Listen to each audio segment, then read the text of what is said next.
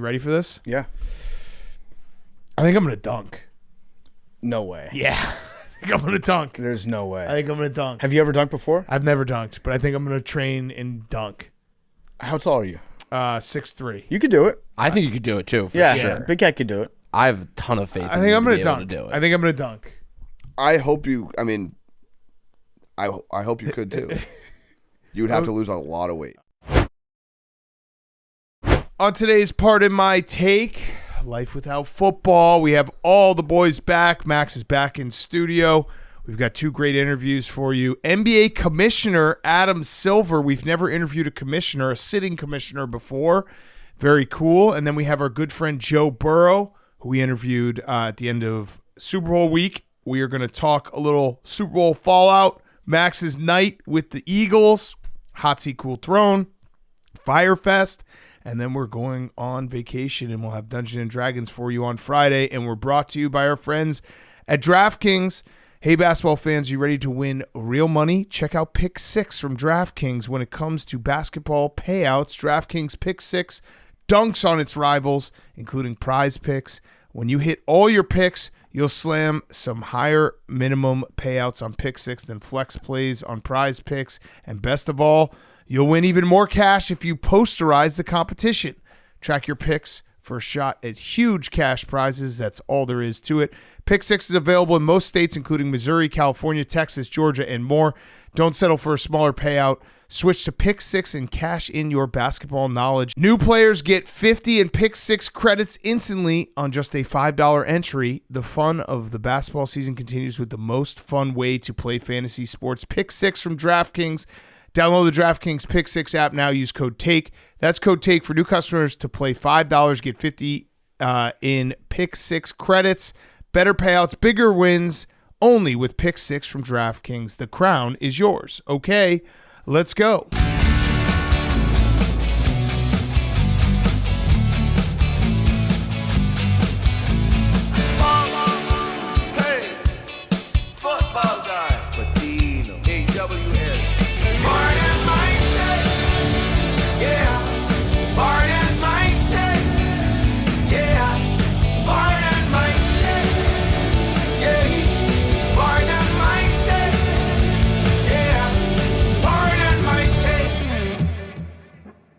Welcome to Part of My Take, presented by DraftKings. The fun of basketball season continues with the most fun way to play fantasy sports. Pick 6 from DraftKings. Download DraftKings Pick 6 app now and use code TAKE. That's code TAKE for new customers to play $5. Get $50 in Pick 6 credits. Better payouts, bigger wins, only with Pick 6 from DraftKings. The crown is yours. Today is Wednesday, February 12th, and we're out of football season. It was a sad realization waking up on Monday. I think we all felt a little bit empty. I Monday night I ate a bunch of Girl Scout cookies and I rewatched the Super Bowl. That's pretty good. good. On TV. I was just like, I need something to watch, and I just turned it on, and I was like, I guess I'll just watch this again. I like that a lot. I started to get back into shows again on Monday. Yeah. I watched The Night Agent. And it was very strange not having like sports bouncing around in the back of my head constantly thinking about what's going to happen in football. And then Tuesday comes around, and Monday night comes around, and thank God that the sports gods decided to bless us with Luka's debut. Yes, Luka. Everyone's ready for Luka. Shout out LeBron for letting Luka be announced last. Did you see that story? LeBron had it. He texted Luka and said, hey, you know what? I'm going to let you get introduced last. And then Luka was like, thank you so much, but you'll go last after this. I'm just going to do tonight. And we now have everyone breaking down Luka's smiles. There's a lot of tweets being like, look at Luka's smile. I saw that. I was also very confused by LeBron James. Yeah. We all know that LeBron James in the past has said a lot of things, sometimes confusing. Mm-hmm. But one thing that he said that was very clear was back in 2015 when he told his teammates, kind of in a passive-aggressive way online, stop trying to find a way to fit out and just fit in. Yep. Apparently last night he told Luka, don't worry about fitting in, just go out there and fit out. Oh, nice. Wait, what? So I don't get it, yeah. Well, I mean, it's reversed. He's just got to fit out now. But that doesn't make any sense. Is he saying that he's out of fit, like out of shape? He is out of shape. Look at all. Yeah, it's just a lot of people being like, Luka looks so happy. He's never been happier. He's never smiled before. Yeah. Luka's smiling on the bench after the first time out. That's probably because he's sitting, and it's nice like to painful sit. for him to stand because he's so out of shape. He did look kind of big and pale in that Lakers yellow, didn't he? Yeah, I'm telling you, Lumbering up and lack down the of court. aura. But yeah, Luka and LeBron, they're officially a go. Look at that smile. It's so insane how many people.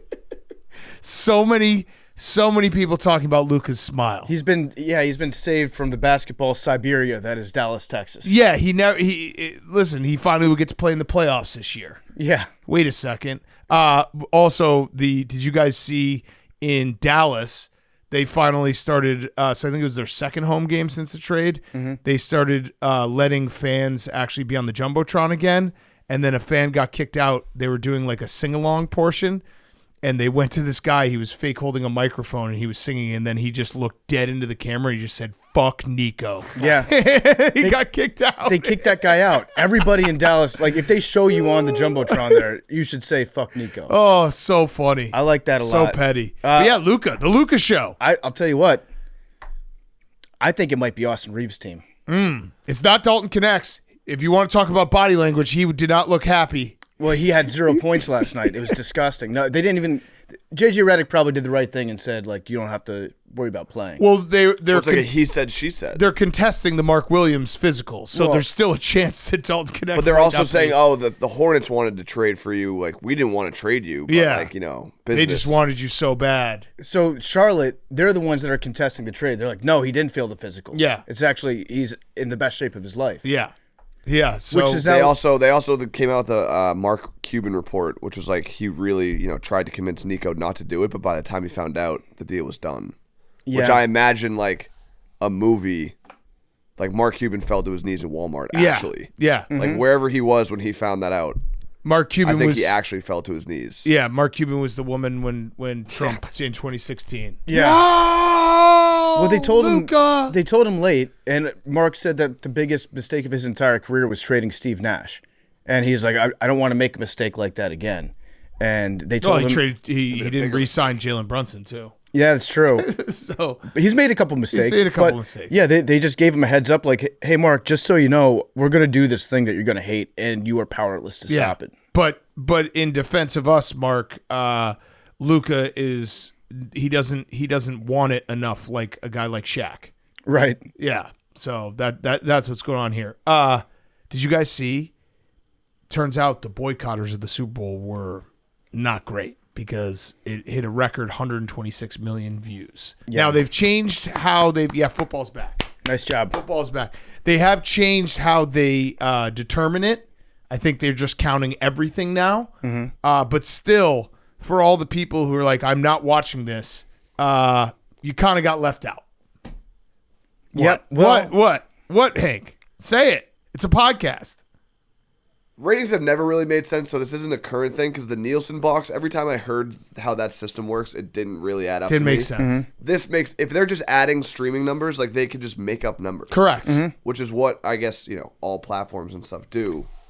But that means nothing to me. Now, in other news, our boycott worked phenomenally. Mm-hmm. The Pro Bowl had its lowest ratings ever, I believe. So we boycotted the right thing. So we boycotted the right thing. People followed us. Made a difference, but then that means that we were just so starved for football that everyone just tuned back into the Super Bowl. Yes. Max is back. Max. Our conquering hero, Max Celente, world champion. Max, how are you feeling? I feel I'm here. Okay. Very hungover. How was the flight back? Were you surrounded by Chiefs fans? Yeah, though I was surrounded by Chiefs fans. Surprisingly, there was a decent amount of Eagles fans on that flight to Kansas City, which was. They're probably just going to pillage the city. I don't know what. There was one guy that I was like sitting in like the 7th row, the first one past first class, and there was this one guy who no big deal. Yeah, that's Comfort Plus for all the people listening at Comfort home. Plus. There was a guy who literally just stopped dead in his tracks, and he just looked at me and was like, "What the fuck are you doing on this flight?" The last guy you want to see. Shout out that guy. It's like Max and Russell Wilson, the two last guys you want to be sat next to. Yeah. Well, he didn't sit next to me. He was just walking down the aisle and saw me, and he was just so disappointed that my face was what he saw after losing the Super Bowl like that. So he probably that's his worst nightmare. Like he went to bed just having nightmares about Philly fans like Max bouncing around his head. He's like, he's everywhere. Yeah. That motherfucker's not real. So tell us about Sunday night after we left you, after you did a bunch of shoeies. You went out, you partied, you're with the team? I was with the team. That's incredible. Big Dom absolutely hooked it up. We got into the section with like the players and their friends and family and stuff, so that was cool. We were a little bit late getting to the party, so some people were leaving as we were coming in, but there was still some big names in that little section. Give me some names. What names were in the section? And also give us names of people who maybe came up to you instead of you going up to them. That's only one person. And? I would like you to guess. I think you'll get it within 2 tries. Okay. AJ Brown. Reed Blankenship. Yeah, Reed Blankenship. Reed Blankenship came up to me and was like, "Wait a minute, you're the guy from Barstool, right?" Hell yes. Shout out Reed. So shout out Reed, that's my guy. But I mean, all jokes aside, that was like a surreal moment. That he's been an integral part of this team all year. He was great, and then being at the Super Bowl after party, and then him coming up to me, and I was like, "Why this should be the other way around?" No, that never gets old. That never stops to that never ceases to blow my mind. When we interviewed Lane Johnson, Cam Jurgens was like, "Oh, what's up, Big Cat?" As we were walking in the hallway, I was like, "Oh shit, that's fucking cool." You're about to go play in a Super Bowl. So who else did you talk? Did you see Nick Sirianni? I saw Nick Sirianni was getting after it. Yes. Like absolute. Like he was just walking around with a cigar in his mouth the whole time, ripping there was like a server that would come around. He was ripping tequila shots. Like as he should. He was having the time. He went up on stage and he did that whole thing. So what's that whole thing? He sang Speech. That's talking. On No. Yeah, we know that whole thing. You're now explaining coaching. We didn't go to this party with you. You know that. Well, it wasn't it was online. It's a famous thing that Nick Sirianni does after he wins a Super Bowl. It's kind of his deal. That whole thing. He sang My Way? No, he sang this. I can't play the song. Vibing. That's what this tweet says. No, but he sang a song that was like talking. It was basically everybody's talking all this stuff about me. That's what. Okay. That's good. I don't like that from Hank at all. Hank didn't like the song choice. At all. Hank, what song would you sing on stage? What would be the Hank thing that he's known for? I played "Don't Stop," Rick Ross. That's what they played at the first Super Bowl party I went to. It was electric. Okay. Good choice. Sexy Red was the performer. Oh, nice. Yep. All right, and then who else did you talk to? Did you take pictures with anyone? I took no pictures with anyone. Why? That was what I woke up. I took no pictures. Ready to see the chaos. It's good because you're in the content game, and it's better if we just don't have any pictures. Yeah, I took no pictures. Well, I don't know. I felt a million people are going up to them asking for pictures. They're trying to enjoy like their Super Bowl night, and I just wanted to Yeah, but I just wanted to enjoy everything that was going on without being annoying. Okay, but then you were 1,000,001 pictures. It's not. I mean, as someone who's been there before, you're gonna want to look back and regret. You're gonna at least you'll have those. You can just look back on the memories. Yeah, which you definitely don't. I mean, no, you're not really doing a good job with your words. No, I was living in the moment. Okay, it was great. All right, so did you talk to anyone else? Did you? Yeah, I walked in. The first people I saw were Chris O'Connor and Shane Gillis. Okay, love it. So they were fired up. Funny Chris O'Connor side note, he was texting me throughout the Super Bowl demanding that I ask John Gruden why the Eagles wouldn't do a play action play and throw it over the top. He literally would be like, "Can you ask Gruden?" I think my first reply was, "Haha, I will." And he's like, "No, I'm dead serious. Ask him right now." And he just kept on texting me like, "It's open, it's open."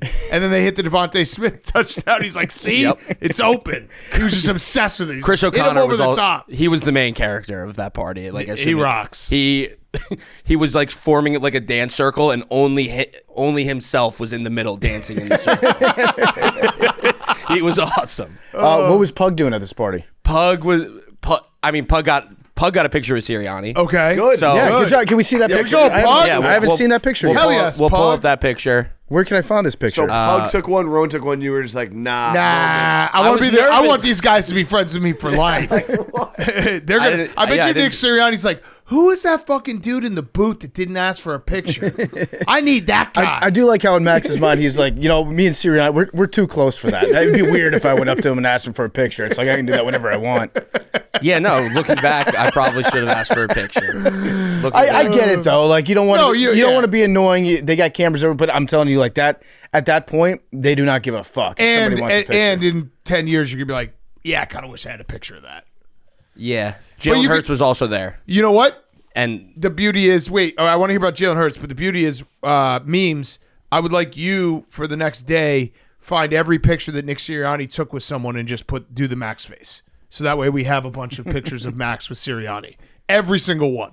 All right, so Jalen Hurts was there. Did you talk to him? no. So Jalen Hurts was there, but he was in like a different section within the section. That sounds Yeah. that also is that sounds about right. Yeah. Like he was kind of like one in his own in that section. Like he's in, like, other he's in people the would God come section. into his Yeah. section. Yeah, he's Super Bowl but like MVP. Yeah. everyone else was in like the mix of everything, and he basically had like security going in and out of that section, and like as soon as he moved everywhere, everyone just had like a phone just like Yeah. filming him walking around. And you were in the player section, though. Right. So then there was So a there- party section that was different. Right, there was like this pug. What? What an arrival. Nothing. No pictures. No nothing. I was literally gonna. thought you didn't make it in.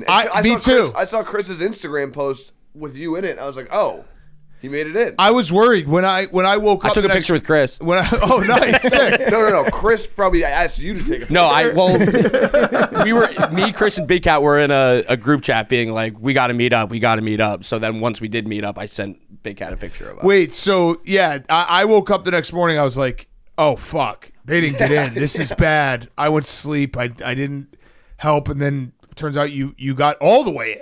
Yeah, no, we were in until it closed. So what time did it close? I think 4. Is that Nice. right, Pug? Pug's here. Pug. Pug. Pug. I believe 3, potentially 4 a.m. Pug. How was it? Tell It us was awesome. everything. It was just seeing all your favorite players right after the Super Bowl celebrating. It's just like so surreal. How was asking Nick Sirianni for a picture? It was like a very quick. He was like in the middle of doing pictures with other people, and it was just a quick like get in, get out. Love it. situation. So you didn't bother He him. didn't- Yeah, no. It took 2 seconds of his time. Here's the thing, Max. You didn't want.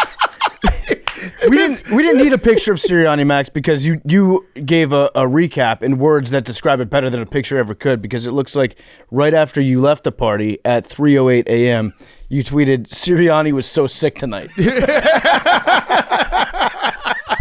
I was drunk tweeting all night. Wait, so what did you? That tells me all I need to know. Like let's print that out, and then you can look back on that in 5 years. Yeah, put that behind you. Remember how need sick that, he was? We need that frame behind you. The night you partied with the Eagles after winning a Super Bowl. Sirianni was so sick tonight. Wait, so what did you guys, can we see the picture of Sirianni and Pug?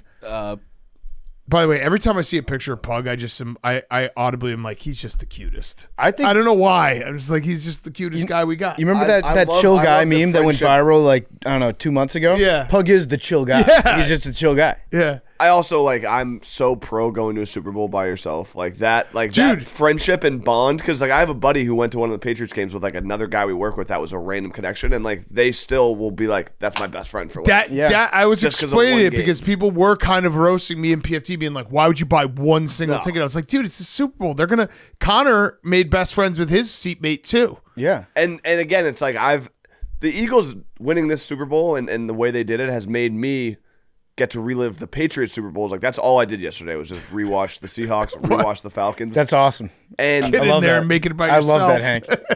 I don't care. It's true. You guys were talking about no football. I spent probably 2 hours watching just Patriots, Seahawks, Patriots, Falcons, Patriots, Rams. And those memories that you have, this night, it's the best. And Wow. as the farther away it gets, the better it gets. That's what I've learned in my wisdom of this night will get better with time. Well, not for Max. He has literally no this memories picture, of it. Pug, this picture's awesome. Having this Pug. picture is all time. You look sick, Pug. Unreal. With the cigar like that. But the farther away you get, you're going to be like, that was so sick. And it just gets sicker and sicker and sicker. The funniest part about watching Hank react to Max talking about the night is Hank just think about it. He's like, yep, that's how the Super Bowl parties are set up. They got that other special section right there. Then you got the players. Yeah, I know all about that. Did they have a bathroom for you that was different than everyone else's? Nice. Sick. Same. It's the best. Until the somehow the Celtics, like Missoula, shout out to Coach Missoula, but the first Super Bowl party I went to was the best night of my life. Like, until the parade. Mm-hmm. Max, have you been invited to the parade? No. Okay. Do you want to get invited to the parade? Let's get Pug on the parade. I don't know. Yeah, it's Valentine's Day. That's big issue. That's the issue. That's a I was big thinking about issue. that. There are gonna be so many dudes in Philly that are like, I'm gonna go out to the parade just for a little bit, and then I'll come home and we'll go out on a date and have our night, and they're just not gonna come home. Yeah, a lot of pukes at dinner. Being gone for 8 days and then being like, I had the most unreal night ever, but I need to have another one is going to be a tough. That's gonna be a tough sell. Wait, so I didn't even ask. What'd you guys do when the party ended? Did you go to a bar, or did you go home? We went home. Pug wanted to go to Bourbon Street at like 3:30. Fuck yeah, yes, Pug. what an animal.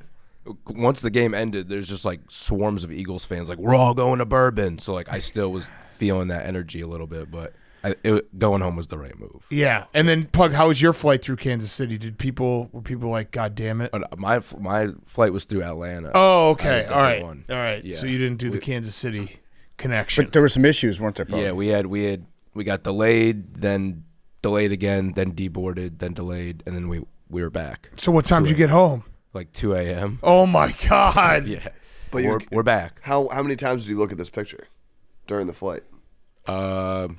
Like two to three. Yeah, Pug. All right. So, and Max, how scale of 1 to 10, how unhealthy do you feel? 9 days in Bourbon Street. 15. Like yesterday. Yesterday was like I was sitting at the airport and I was about to go get food and then I was like I shouldn't eat anything right now. I ended up getting Lunchables. Nice. That was my lunch. Nice. Hank, that was my lunch. What? Do you not remember that debate that Mount Rushmore. Yeah. Yeah. So I had that and then I had, a salad for dinner. Yeah, salad. I got a salad for dinner. You have to eat something green. I'm going to diet. Heavy diet started yesterday. You got to book a trip to like a sauna or something. Like, Well, you need to sweat Yeah. profusely for like 50 minutes. Yeah. Just to get it out. kind of started. The toxins out. But you're going on an exercise vacation. Exercise vacation next week. Fitness vacation starts next week. You're gonna ski like twice. He's my also legs gonna are gonna drink. He's gonna drink so much more than he skis. I'm also going to a John Summit concert again. Okay. All right. So, any other Super Bowl thoughts? I mean, I had a thought while driving in this morning. Is Patrick Mahomes a Kyle Shanahan merchant? Yes. Ooh. Yes. 2 out of 3 of his Super Bowls against Kyle Shanahan, who can't win the big one. Yep. Interesting. Is he a Kyle Shanahan merchant? Interesting. Yeah. Well, he's had 2 very bad losses in Super Very Bowls. bad. So I saw a chart. Someone was like, "Hey, if you think that this first half was like the Tampa Super Bowl, it actually was so much worse." Yeah. Patrick Mahomes, that was the worst half of football he has ever played. Mm-hmm. And It's like maybe the worst half. I saw a stat. It was like maybe any quarterback of all time. Like Yeah, top 10 worst performance ever. there was a chart I any saw game? that was it was like worst play stretches in the Super Bowl. And Mahomes had like the worst 4 or maybe 8 play stretch in a Super Bowl all time. He also had he had the best 4 play stretch, which was all in garbage time. Oh, at the end? Yeah, the throw to Xavier Worthy definitely, which I agree with everyone. Like, you can't count stats after the Gatorade bath. Yep. That was after the Gatorade bath that he made that throw. It was an It incredible was a sick throw. It was also all the backups. Yeah. Yeah. They'd taken away the whole starting lineup. Yeah, so strike it from the record. Also, I mean, Mahomes has had to get through the AFC too. Yeah, true. Which is pretty impressive. True. But it's a bad one. It's a bad one. That was Jalen a bad Hurts. game. I actually like Max and Rowan were onto something with the Jalen Hurts thing. What? He might be. I think he's just better than Mahomes. Oh, I like that. Their head-to-head matchups in the Super Bowl, Hank. Hurts has dominated them. That's true. If you'd only watched the 2 Super Bowls that Jalen Hurts and Patrick Mahomes played against each other, Jalen Hurts clears them by a million. Correct. And if you had just put the last Super Bowl on regular turf, then Mahomes would be even more of a Kyle Shanahan merchant. Yeah. I mean, we'd be having to talk about the Eagles being a dynasty right now. You guys do have like a pretty. Do you have a lot of free agents? You have a. Yeah, we're gonna lose a lot of guys. Oh, you are. Yeah. Zach Bond, Josh Sweat, Milton Williams. What did you guys think about the Gonna try and bring some of them. the All 22 review? Like that came out.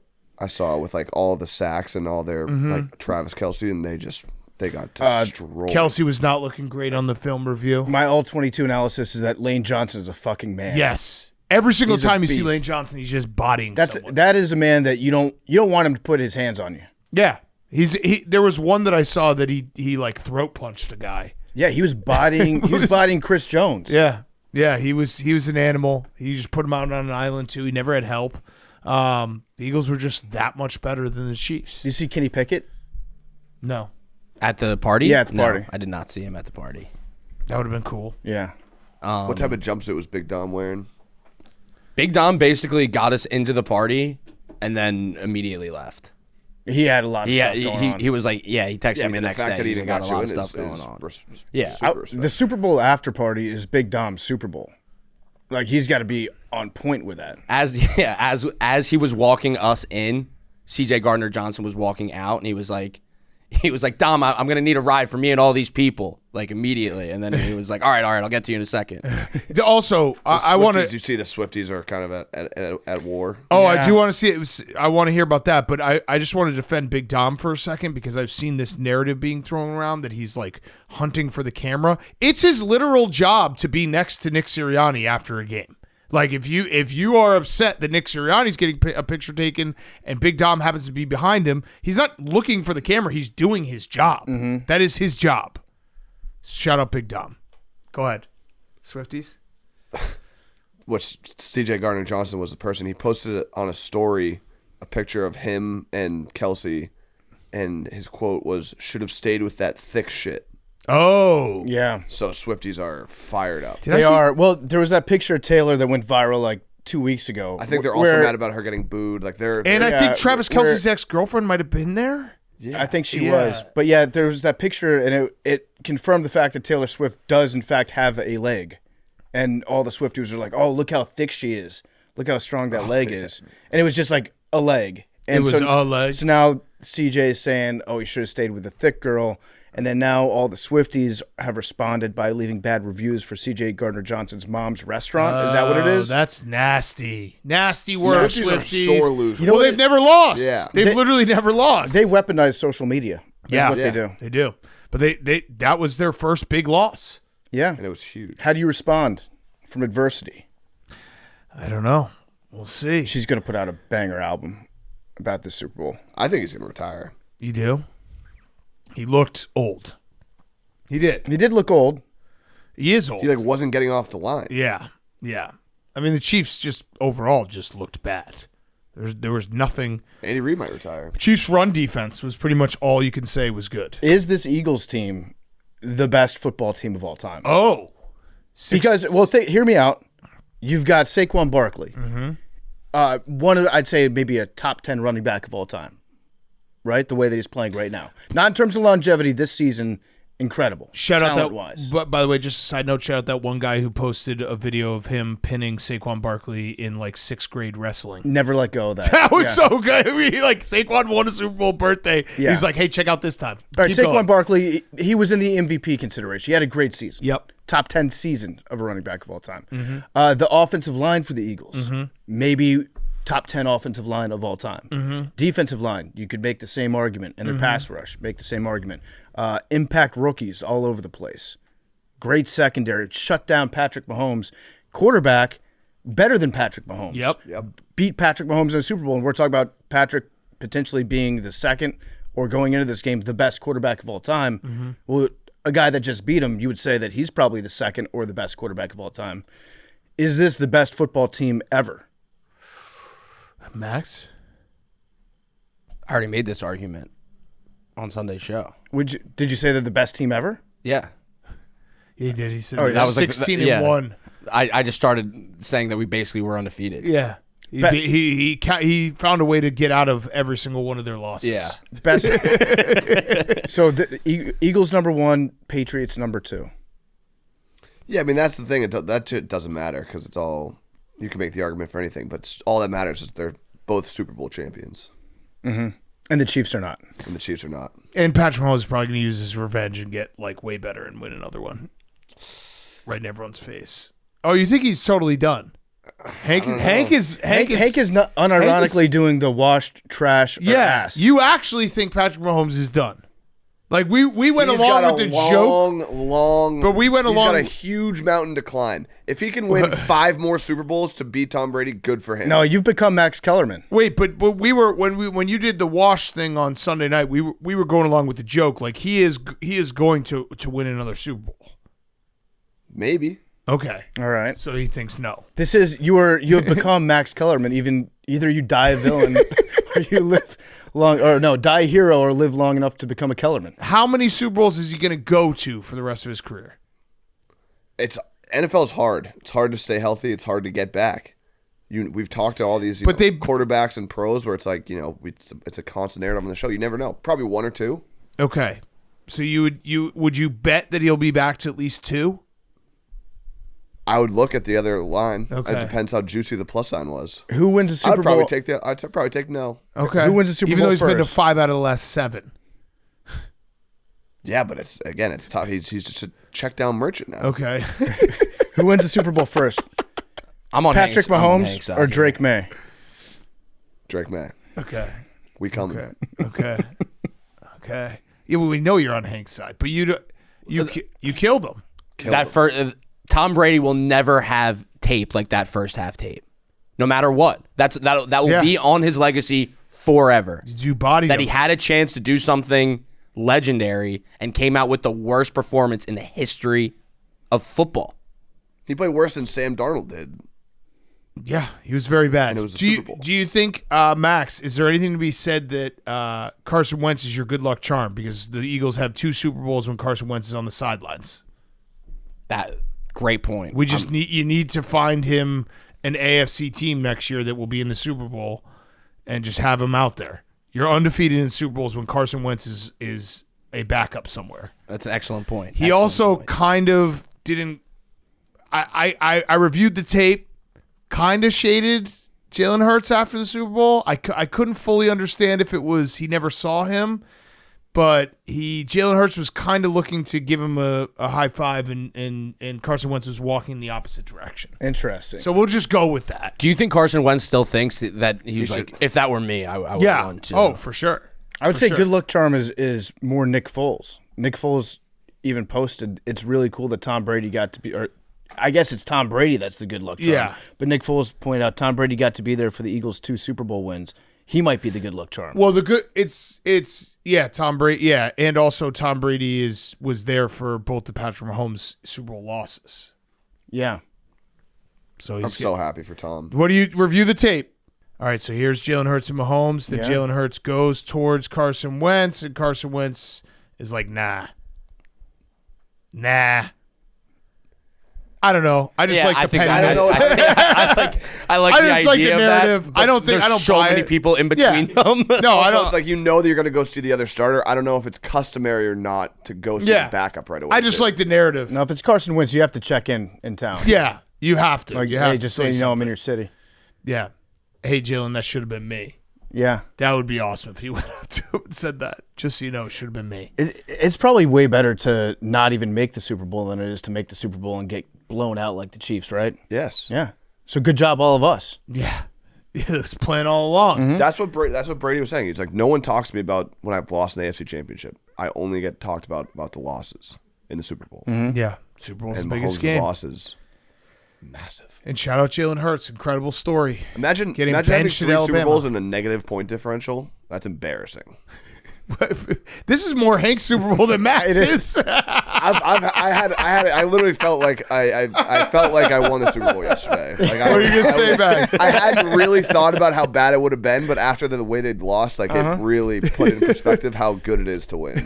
And I'm happy for Pug. I'm happy for Max. Hank and I have never been more in lockstep than we are right now. Absolute boys. Yeah. What was your worst loss in the Super Bowl, Hank? It probably would have been that one, but the Eagles was. Wait, you're talking about this year? Yeah, that would have been. This year would have been your worst. Wait, what were you gonna say, Max? I don't know. Narratives This live is forever. a way more fun conversation than what I was gonna say. It would have been you guys. It would have been an impossible argument to make, and it would have just been a he This said, one. she said. Actually, I'll ask a question. Yeah, do Okay. it. Ask I the want question. realistically, where do you rank Jalen Hurts as quarterbacks in the NFL right now? Right now, one. Right now, I think I'm ranking it. If a team called, would they do like salaries out? Take salaries out. Would the team Yep. do a 1-for-1 trade? I'd probably rank him. What if you're drafting? What if it's the league starts tomorrow? You have the number 1 pick. it's tricky You with can Jalen take Hurts anyone. because I think that there's a bunch of quarterbacks that would not do a bunch of teams that would not do a 1-for-1 trade with their quarterback, but Jalen Hurts is better than them in terms of how he fits in with the Eagles. I'd probably rank him 5th. So, like, do you think Justin Herbert? Do you think the Chargers No. would trade? I don't think they would, but Disagree. That's bullshit. That's bullshit. No, Max, I don't think they would, but Get him, I'm Max. saying Jalen Hurts is a better quarterback. Jalen Hurts, it's not even close. Justin Herbert is just a regular season merchant, and then as soon as the playoff, it's exactly what you don't want in a quarterback. Someone who looks really good in shorts and does bullshit during the regular season, and then as soon as the playoff comes, shits his pants. All right, Jalen Hurts is a Max, complete. I agree. I'm saying Jalen Hurts is better, but I don't think the Chargers would make that trade.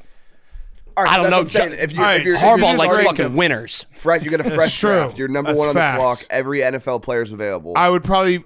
No, if you Like, just are do you quarterbacks, drafting? You're drafting Hurts over Herbert. I Do think you want to do a draft right now? I would Yeah. probably make him 4th or 5th. Does that sound That's fair. That's fair. Yeah. I would say top 3, but I'm willing to go to top. It's a 5. combination of Mahomes, Allen, Burrow, maybe Lamar, because obviously the playoffs he hasn't been good, and then Jalen Hurts. Like he's somewhere in there. I think Mahomes and Allen are first 2.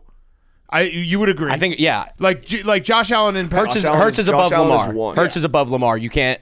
There's no. Hurts and Lamar have been in the same situation. Yeah. With both loaded fair. rosters. Yeah. But So Lamar 4. cannot win. So 4? Yeah. Yes. I'm all right. I'm all right with that. 4 is okay for you. 4 I'm okay with. Okay. I have him 6. Who's your? I don't know. It's a, You don't know it's a who- mystery. yeah. It's a mystery. I'm going to do a mystery top 5, and then I got Hurts 6. Did you? By It's the a way, compliment. 6 is high. There's a nice stray there. Hank just saying, Allen is number 1. Mahomes should retire. Yeah, stop. Hank. DeAndre Hopkins retired. He's By the way, already dead. Tough way for DeAndre Hopkins to go out being like complaining about the refs and then be like, I'm retired. Wait, was that not a fake Schefter account? Oh, it was? I think you got Adam Scheffler. Oh, okay. I just saw DeAndre Hopkins retired, so yeah, I guess I got Adam Scheffler. He did not retire? Other people. Oh, there it is. Yep, that's fake. I got. All right, so he hasn't retired. He might retire. He should retire. Oh yeah, Aaron. Yeah, have you seen Jerry's trying to get Aaron Rodgers to the Steelers? Yep. Hard. Raji. Raji. Okay. Should we do Hot Seat Cool Throne? Let's do Hot Seat Cool Throne. Hot Seat Cool Throne is brought to you by our friends at Farmer's Dog. Blake and Stella are both Farmer's Dogs this year. Healthy habits don't only apply to humans. Give your dog a fresh start too. The Farmer's Dog makes feeding real, healthy dog food easy and convenient, and your dog will absolutely love it. The pre-proportioned meals are personalized for your dog's needs, which makes it simple to help your dog reach and maintain a healthy weight. If you've ever thought about making the switch, now is the time. It's made from human-grade real meat and veggies that are gently cooked with the safety and quality standards of human food. It doesn't matter if your dog is young or old. It's always the right time to begin investing in their health. That means more happy, healthy, and full years together. Get 50% off your first box of fresh, healthy food at farmersdog.com/PMT. Plus, you get free shipping. Just go to thefarmersdog.com/PMT to get 50% off. That's farmersdog.com/PMT. We are big fans of the Farmer's Dog. If you love your dog, you love your dog. Make sure you get them the Farmer's Dog because that is the best food out there for any dog. So go become a Farmer's Dog as well. We're also brought to you by our friends at Chevy. Chevy has packed more capability into the Silverado Trail Boss so that you can pack more fun into your weekend. Have yourself a Friday, Saturday, and Sunday with the truck that says no to nothing. Tailgates, spontaneous camping trips, DIY projects. Bring it on. What about a cross-country road trip? Silverado is a perfect ride for last year's Grit Week out west. Recently, they helped us give fullbacks the recognition they deserve with the Low Man Award. Well, Silverado Trail Boss is built like a fullback. We're talking 495 pounds of torque. Hold on to your sodas, Max. Plus, the Trail Boss gives you an extra 2-inch lift, so maybe Hank can finally dunk. Silverado brings the grit, then pairs it with all the latest truck tech inside and out. The result, a truck that can do it all, then show up on Monday with a story to tell. So learn more about the Silverado Trail Boss, Chevy.com. Chevrolet, together, let's drive. Hank, hot seat, cool throne. My hot seat was going to be C.J. Gardner-Johnson, but we discussed that. Still tough to kind of come out of your Super Bowl hangover with the Swifties on your ass. Mm-hmm. Like they're not going away. Is it his mom that has that restaurant? I believe so. Yeah, that's tough. Or like someone in his inner circle. The other thing I was just laughing at, thinking how crazy of a tradition is the Super Bowl, like seeing Jalen Hurts at Disney World, and we should have sent Max or Pug to Disney World instead of home, because like that's got to be the most miserable experience of all time. Yeah. What, Disney World? They have to go to Disney World at like 6 a.m. Yeah, but they fly private. They just go to a couple. I mean, the Tron ride looked sick. They've got beers at Disney World. Yeah, I guess that's The true. Tron ride was awesome. I was more just thinking like Max's state, and if he had to just be Max. at Disney World. I think Jalen Hurts going to Disney World, like flying private there, cutting every single line, getting to do some roller coasters, and going home is not that bad. Max, yeah, if we had sent Max, maybe it's sent Max and like my kids, and been like, Max, you have to go. It's take my 3 kids to Disney World. If we sent Pug wearing the Mickey Mouse ears would be very cute. Yeah. Look at the Tron ride. How sick does that look? Oh, that is sick. Yeah. You're like sitting forward. I want to do the Tron ride. Yeah, really going bad. on that hungover would be the worst. Yeah. And then my cool throne is just John Gruden. We didn't really talk about it that much on Friday, and we were kind of in the middle of Super Bowl week last week.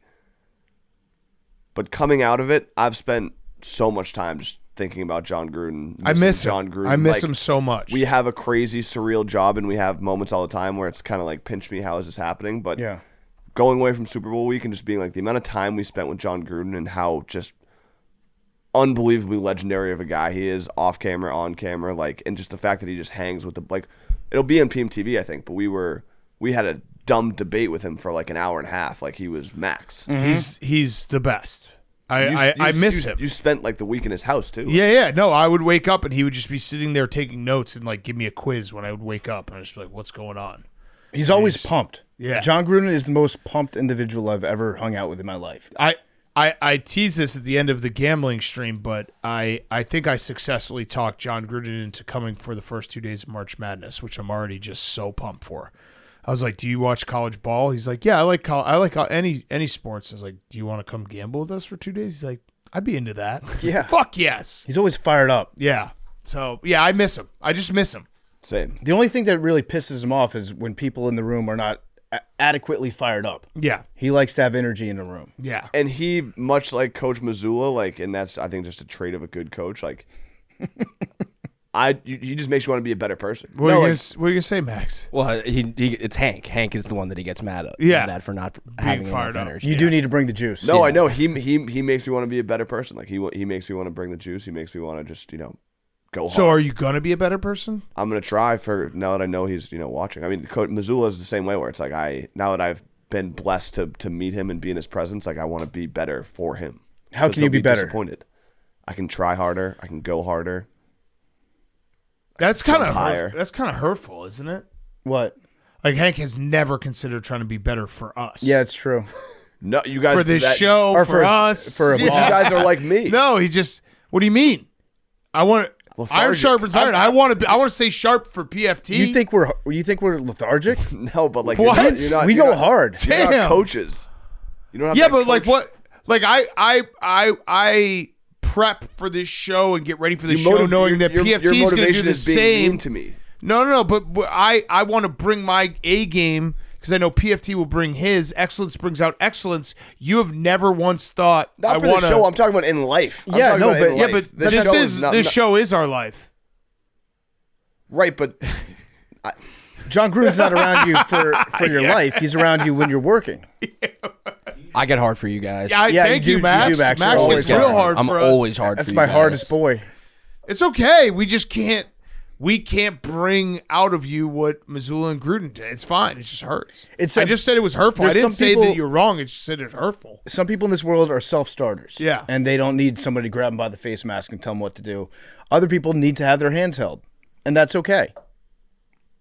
yeah, I mean, I guess that's fair. That's a fair point. Broke his fucking face. Do we need to get harder was- on you? It's not like getting hard. He's not hard on me. It's just his energy. His energy. That was when we were having a tight end debate on Barstool Radio, and Gruden was like, "Gronk broke someone's face," and I was like, "What? He did? I think he did. I think he's like he broke his neck in half." Kyle Vandenbosch. Yeah. Yeah, he did. He's like he broke his face. Yeah. Gruden was like, I like that guy, but he broke his neck off. He broke his face. The only other thing that I was curious about was exactly how the gumbo finished. Like, how'd you finish that? Finished 15 gumbos on the last night. That's my guy. What'd you do? Hey, can I ask you a question about the gumbos? Did you need Gruden or Joe Missoula to tell you to do that? I did it all on my own. Wow. I said I was going to Incredible. do it, and then I followed through because you set a goal, then you hit it. That's how you Love feel that good about you. yourself. Love that about It's you. good to check shit off the list. I do regret doing the gumbo bet just because... Not a bet. Not a bet, a challenge, the gumbo challenge, just because it made me miss out on so many other good foods that I could have eaten Yeah. in New Orleans that I would have loved to have had. But yeah, I'd finished it up with 2 gumbos at dinner on Friday night. And yeah, then just went to see Ludacris. Pretty good show. Left before John Summit. Sorry, John. Disrespectful. Embrace debate. Jack McCarthy's going to enough John Summit for all of us in this room. Embrace was there. debate. Yeah. Is it disrespectful to Ludacris to have him open up for John Summit? John Summit's pretty big now. I mean, me and PFT were having this debate all weekend. Ludacris might not be as hot right now as John Summit. I think he's got like 20 more. Might not be. Well, he's. you act like Ludacris is fucking chopped liver, Max. Bring up their monthly streams on Spotify. no. Because- no. I'm Don't do telling that. you. Don't do I'm that. telling you that Don't John do Summit is bigger than him right now, and it's by like a good margin. But Luda still does very well. Luda's been doing this shit for 25 years. He's in Fast and Furious. He's a megastar. A little disrespectful to Ludacris, even though John Summit is hotter right now. PFT was getting mad at us for saying we're going to the John Summit concert, not the Ludacris concert. Ludacris show. How many songs in the booth does anyone know by Ludacris? Total. Well, No, we played this game. Max There's came a up to lot. me during the show and was like, "I'm sorry for disrespecting Ludacris. He's got No, bangers." listen. I mean- I love Luda, but it shows your age, I think. Well, no, it also just shows that John Summit is much newer and Ludacris has been doing it for 25 years. Talk to me in 15 years and let me know how hot John Summit is. I agree with that. Ludacris has more longevity. Yeah. All right, your cool drone? That was your cool drone. Your hot seat, PFT? My hot seat is pitchers and catchers. They're reporting. Yeah. I think the Cubs are there. Yeah, Cubs were the first to report. The Dodgers are there, first to report. I just remember watching Part of the Interruption when I was a kid growing up, and the first show after the Super Bowl would always be Tony talking about the beautiful cyclical nature of sports. Yep. We lose one, and we get rebirth. Yep. And so baseball's back. Baseball's so Baseball is back. officially back. We'll do our baseball preview in probably September. When we do dingers only. When dingers only, yeah. But yeah, they're reporting right now. And then why pitchers and catchers go there first, and then everybody else just shows up all at once? Yeah. They don't hang out like with the pitchers and catchers, I think pitchers and catchers got to get a nice jump start. just being weirdos down there. by warming up themselves. their arms. Long yeah. toss. Do they just do long toss for a week, and then everyone else shows up? And then I think they just do like plays to first from the pitcher. That's always the first video. Yeah, is just like a them running covering first base. Yeah, and then like that's what makes the Garrett Cole thing even funnier. Yeah. In the World Series in July sometime there will be a ground out. They a dribbler back to the pitcher, and the announcers be like, "That's the first thing they work on in spring training." Is that, which also means that we're going to get some pictures through chain link fences from reporters where they're standing like 300 yards away, the blurriest pictures of all time, being like, "Look, baseball's back. Baseball's back." There's Shohei. My cool throne is big men. Random big men are back because we've entered the stage of the NBA season where the Lakers don't have a big man, and so now people are just going on TV and saying the names of random big men who could fill in to play for the Los Angeles Lakers, even though maybe some of them have been out of the league for like 4 years. Yes. So Stephen A. Smith was making the case for Dwight Howard today, coming back, which would I am in support of that just because it would be very funny. Yes. But I don't think he's very good at basketball. No. But I feel like he stays in shape. He probably does, but he's one of those guys that looks in shape, but he probably doesn't have any of the skills that he once had. Yeah. Like he looks ripped. It's kind of like a T.O. Remember when T.O. 10 years after was still ripped, and then he'd run a 40 and be like, "Oh yeah, that's the difference. The speed's not there anymore." So I'm going to say some other big men. Okay. Blake Griffin. Love it. Who says no to Blake Griffin? Blake Griffin. Blake Griffin's. You don't think Blake Griffin? By the way, shout out Blake Griffin. Awesome. 5 fouls. Awesome commercial. Red Lobster commercial. You see him dunking? Yeah. He's dunking everything. Spencer Hawes. Yes. Done. Bring him back. But yeah, the Lakers need a center, so you can just say anybody, any tall man. Be like, yeah, I could see him get out there, give you some fouls. Get him out there. Big Perk. Perk caught a stray. He'd Not have really a heart a stray. attack, like instantly. Perk caught a shotgun blast from KD over the weekend. Yeah, KD was not so happy about everything. Well, Perk is the guy that, like, the further away he gets from playing, the better he was. Oh yeah. And I love Perk. I'll listen to him talk about anything. But he was like, yeah, I was a leader of that team. And KD's like, this is the most ridiculous thing I've heard said online this whole week. Yes. Okay. My hot seat is Glenn Taylor because A-Rod and Mark Lurie have become official governors, or they at least won the arbitration to be governors. Wait, what does it say? Lay off the burgers, Wendy. 35 minutes ago. That's out. Oh, Dwight Howard said lay off the burgers, Wendy. Well, I saw Stephen A. Smith bring it up and say, like, what about Dwight Howard? And Wendy was like, yeah, no, Dwight Howard's not going to play. He's about to go into the Hall of Fame. He's not going to come back and play. He's not in playing shape. Lay off the burgers, Wendy. Oh, DeMarcus Cousins is a great one for that conversation. Oh, Boogie? Yeah, Boogie could definitely get back out there. Zach Randolph?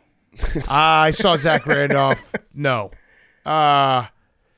The lay off the burgers, Wendy. No, I think this is Windhorst said, like, basically scoffed at the fact that Dwight Howard would come back. And Dwight Howard might be saying that because he's going to come back. What? Oh, so you're saying that Stephen A. Smith was right? Windhorst couldn't he's being mean, Windhorst though. couldn't believe that Stephen A. Smith suggested the Lakers could sign Dwight Howard. Like, he's saying that Dwight Howard's retired. He is not capable of coming back. Right. But then we follow that. So then Dwight Howard saying lay off the burgers, Wendy, meaning like he's offended that Windhorst thinks he couldn't come back. Yes. Right. Dwight Howard. But now Hank is taking that one step further and saying I thought when I it's originally read because it, Dwight is coming back that he took it so. No, he's so just seriously. being mean to Wendy. Yeah, I thought Windhorst said like Dwight Howard's coming back, and he said lay off the burgers. Like, no, I'm not. No. He's just saying Wendy's fat. But if you're Dwight Howard and you're sitting at home and you hear Stephen A. Smith mention your name, you think about it. Yeah. Yeah. Stephen A. Smith's probably Me? going to be president. That's true. We're just going to do that all the time. I think so. Either way, A-Rod and Mark Lurie are official governors of the Timberwolves. Also hot seat court storming because now the football's over. We're just going to have this debate at any point. Did you guys see Vanderbilt's actually doing a new rule where they do a minute timeout after the game? So lame. Wait, what do you mean? They pause. They basically, if Vandy has a big upset at home, they pause everything for a minute after the game ends, and then the kids are allowed to storm the court. Oh, so they're giving him a constructive, school-approved way. Yes. They set up like points of entrance for them that they It's go. Tim Wood's double consent. Soon you're going to have to like buy an extra ticket to storm the court afterwards. Yeah. So, and then my cool throne is Lane Kiffin because he's just embracing the fact that his daughter's hot. I don't know if you guys saw, but he just tweeted out an article. Lane Kiffin's daughter Landry slays tiny shoestring crop top standing next to dad. He tweeted the article. So shout out Lane Kiffin. Yeah. I mean, he's just hitting it face on, you know? I guess so. Like, here it is. I mean, you might as well just embrace it instead of fight it. Yeah. It's better than being like, if you were to tweet out, my daughter's ugly. Yeah. Which one would you rather have? Yeah, you just be like, hey, here it is. Oh, Max, I got a stat for you that I'm looking at my bookmarks right now. You ready for this one? You like this one? If Nick Sirianni goes 6-11 and misses the playoffs for the next 4 years in a row, he will have just as many wins, just as many playoff appearances, just as many Super Bowl appearances, and one more Super Bowl title in his first 8 years than Kyle Shanahan has in his. Look at that. That's just facts. Those are facts. Yeah, no, facts. I said it to you. I know. So, right. But you're doing good. Oh, I also brought the boot. I was meaning to show that when I first came in. It smells horrendous. Yeah. I imagine. But you have to save it for next year, I right? know. It might be. Do you think it's. Would you put it on for a Phillies run? No, you can't. It's got to be just birds, right? Yeah, you don't want to overuse it. I think- and then it runs out of power. That might be True. your must-win boot. Yeah. No, but then I'm gonna be put into situations of If it loses. Yeah, I think it's just playoffs next just year. playoffs. Playoffs for the Because Eagles then next you're year. gonna use that against me. No. No, we would never. What are you talking It about? just had playoff. It's a playoff. boot. Max is getting a lot better at sniffing these things Yes. out. That's He's a the winner now. Entire thing we were trying to do there. He's a Didn't winner. sniff out McCarthy though. No, doing fake ads. What? No. Oh, still doesn't know. Yeah. Oh, those were fake. They're What do you mean? He was having you do fake ads to make you do more shoeies out of the boot. We did it. The Birds are champs. Yes, sir. Come And on it's now. time to celebrate. Come on now. We're going out in NOLA. Yeah. We're going to have the time of our lives. Yeah. And I said I would do it. Do it. I did it on the show. Uh-huh. I'm going to do it again for you right now. Truly is the best feeling.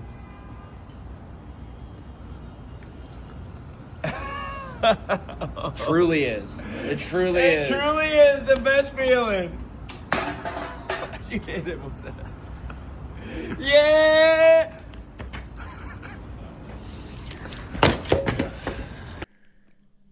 Did not know that. That's the first I'm hearing of that. Did you text him to do that? No, he did it on his own. I think he actually. I No. don't think those were fake. No, Yeah, they they were were. fake. He texted us being like, I'm making him do a bunch of fake ads. That's not true. You can listen to Monday's part of my take when we say it on air. And then we played the ads. Dub is real truly wasn't needed. Got He it. did call me. He goes, "Oh, is there CTA?" And then just hung up. Oh, yeah. No, wait. yeah, meaning like he was just proving he was gonna call someone to pretend that it was real. He did a very good job. Yeah. Of, Very funny. Hank, do you have any advice for Max about how to establish a dynasty and what this offseason's going to need to look like to continue this run? No, you got to soak it in. Now you just got to, Max has kind of been a little bit scared, always worried, always, not confident. Now that you're the champions, you have to just be confident. Like you have to just Be a cocky asshole. wait. It's playoffs time. Wake me up when the playoffs start. No matter what happens next year on this show, lose a couple regular season games, they start trying to get you trolling about Sirianni or Jalen Hurts. Is he washed? Is he the guy? Wake me up when the playoffs start. I don't think I got that in my bag.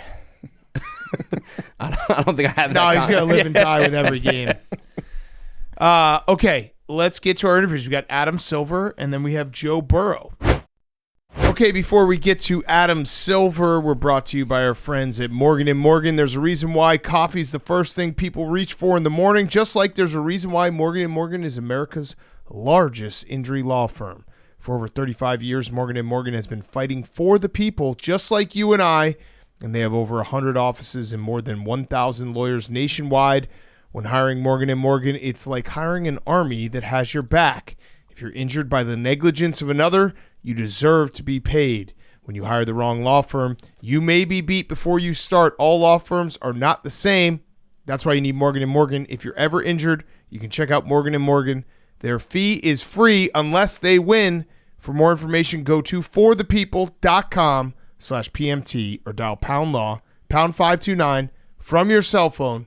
That's FOR, thepeople.com/PMT or #law, #529 from your cell.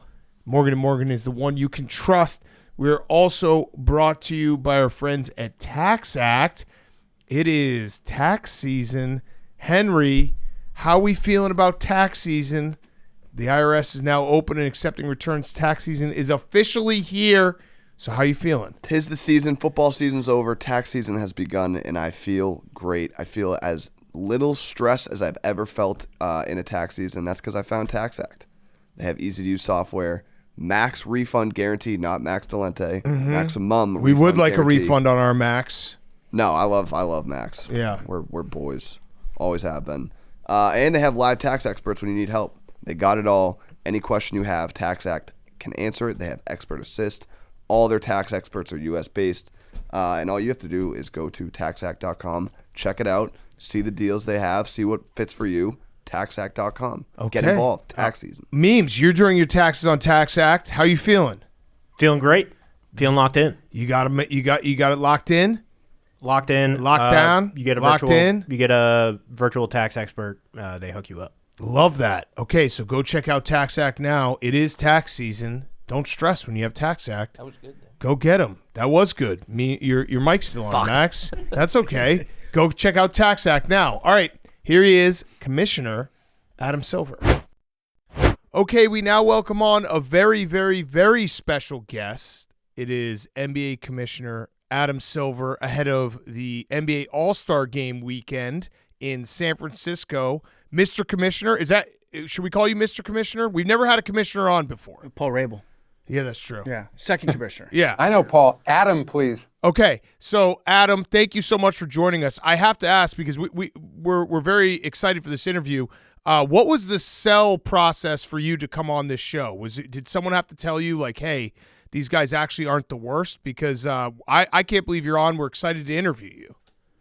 Well, I went to law school in Chicago. Okay. I worked in Washington, D.C. for years, so I know you guys are D.C. and Chicago guys. That was a big part of the selling point of coming on. And you guys are fun to watch and listen to. You guys do an incredible job. I appreciate it. Also, one of our producers is a big Duke fan. Basically went to Duke. So, yeah, you've got connections everywhere on the show. Yeah. That helps. Yeah.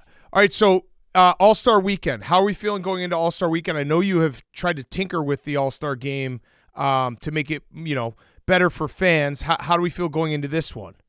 I'm feeling good about it. I love the Bay Area. Obviously 4 championships there since I've been commissioner. So spent a lot of time in the market and multiple finals appearances beyond that. Beautiful new arena in San Francisco. A new format that we've talked a lot about, where, in essence, working with the Players Association, we came up with this format where it's, in essence, a round robin, games to 40, then a championship. So I think that's going to be really exciting for the fans. And I also, for us, as important as the game itself is, it becomes the epicenter of the basketball world for that weekend. It's essentially, Friday, Saturday, and Sunday of events, community events in Oakland and San Francisco, opportunity to see old friends. I've been with the league for a long time, and when you have a neutral site finals, you can't plan to gather there. So essentially, people who've been in business for us for a long time can mark their calendars, be in the Bay Area. Our international partners can all be there as well. So it's sort of a 3-day long celebration of the game, and that for me is the best part about the whole long weekend. When did you come to the decision that the format of the All-Star Game had to be changed? Was there one moment in the game last year where you're like, that's it, that I can't go back? I think it was when I was presenting the championship trophy on the floor at the end of last year's All-Star Game. I think like everybody, was incredibly disappointed, at least speaking for the fans, the league office. It wasn't what we had hoped for. And then once I had an opportunity to talk to the players afterwards, I think they acknowledged as well, whatever happened, once they got out there wasn't any real competition. This was in Indianapolis. Like Larry Bird had talked to the team in advance. Julius Erving had others. We thought we'd all come together. was something that we thought would be effective. It obviously wasn't. I think then post All-Star game, talking to several of the players, the perennial All-Stars who we knew would be back, we said, look, we just got to do a better job for the fans. We recognize that you just can't turn the clock back. Obviously the NFL and Pro Bowl went to flag football. Baseball's made done some changes to tweak their All-Star game. So I said, what can we do to make this exciting and entertaining for the fans? And this is how we came up with this new format. Yeah. I got a really dumb question for you, but we're not the smartest guys. What exactly does a commissioner do day to day? What does your job look like day to day? Because I just would imagine it's just like watching the games and then waiting for someone to text you being like, we got a problem. That's the evening part of my job. Okay. The day part, it's more like a standard business job in many ways than people would think. I mean, you've got 30 teams, of course. We got the WNBA we're overseeing as well, the G League. We have a league in Africa now. We're looking at opportunities in Europe. So part of it is planning for the future. Another aspect of it is just regulating this league. There's constantly things happening with teams, business decisions they're making that if you want to make sure everything's unified as a league, that you have to coordinate among the many teams. We have, what I was mentioning before about people coming together in the Bay Area. We have literally hundreds of business partners, licensees who produce our products, broadcast partners, media partners who distribute our games, more traditional sponsors like Pepsi and Amex and Gatorade and companies like that. And so a lot of it's on the relationship side, continuing to build those relationships with our partners, negotiating deals with them, helping to plan for the future. It's also, we're a huge enterprise in terms of our budgets. And so I think that's the part where it's more like a standard job. Like we have thousands of employees and we have an HR department, a legal department, a marketing department. So also just bringing all those people together and doing my best I can along with other colleagues, just try to lead this enterprise. Do you spend any time in your day-to-day searching your name online? Because I think you are probably one of the people that gets the most unsolicited advice. I don't need to search because people seek me out. And so it comes through emails. It comes through people forwarding me things that other people are saying. We have our own communications department here who's sending me things. And in all seriousness, I actually find it very helpful because if you work in an industry where you're so closely covered and you have fans and a section of the newspaper devoted to you, that you get a lot of unsolicited ideas. And so I think when you look at things we've done over the last several years, the play-in tournament, the in-season tournament now known as the NBA Cup, all those ideas came from initially outside of the league. And then it's a question of processing those ideas. And also there's understandably fans want changes. Some, you get criticism, you get, people feel good about certain things we're doing. But I think it's my job to do the best I can to incorporate a lot of that feedback. And incidentally, when you have 30 teams, 450 players on the NBA side, part of my job is hearing directly from players. I've been at the league for a long time, so when players are coming through New York and playing the Knicks or the Nets, often they'll stop by the office, and in those one-on-one conversations, I can get a better sense from them, how they see the league. Also, our players are also the age, in many cases, of our core demographic. So I'm always interested in how a 26-year-old player is consuming the NBA. Are you watching games on your phone? What social media sites are you on? What podcasts like yours are they watching? So that's very helpful. And again, it's not just owners of 30 teams. You have team presidents and GMs and coaches. So lots of different constituent groups that are constantly, providing feedback to the league office and sharing information with. And that adage has never been more true, that two heads are better than one. And I just find that part of my job is to be a good listener and get advice from others, and then somehow filter that advice and figure out what's in the best interest of the league. What's the dumbest idea that has gone from, okay, that's a dumb idea, to all right, we should actually think about this. Maybe it never even happened, but you at least paused and said, hey, just look at this for a second. Last time I got that question on a show like this, it was the question that came from Dan Patrick. It was what's the wildest idea you've gotten? And I said 10-minute quarters. And I've been responding to questions about 10-minute quarters ever since. So I'm going to be really careful how I answer this question. I'd say, the people have raised the issue around the size of the court and the height of the basket. Like that's one. I think there have been various times along the way. I mean, it's interesting now that there's so much discussion about 3-point shooting. You guys probably remember, it was a while ago, but maybe God, time flies. So more sort of in the mid 90s and later, where there was a lot of criticism around the game because people thought it become too physical, and the game, there was too much activity under the basket, and that the players weren't as skilled as they used to be, and that they'd lost the art of shooting. Yeah. And so, and at that time, where there seemed to be a prevalence of dunking, the thought was it's too easy to dunk.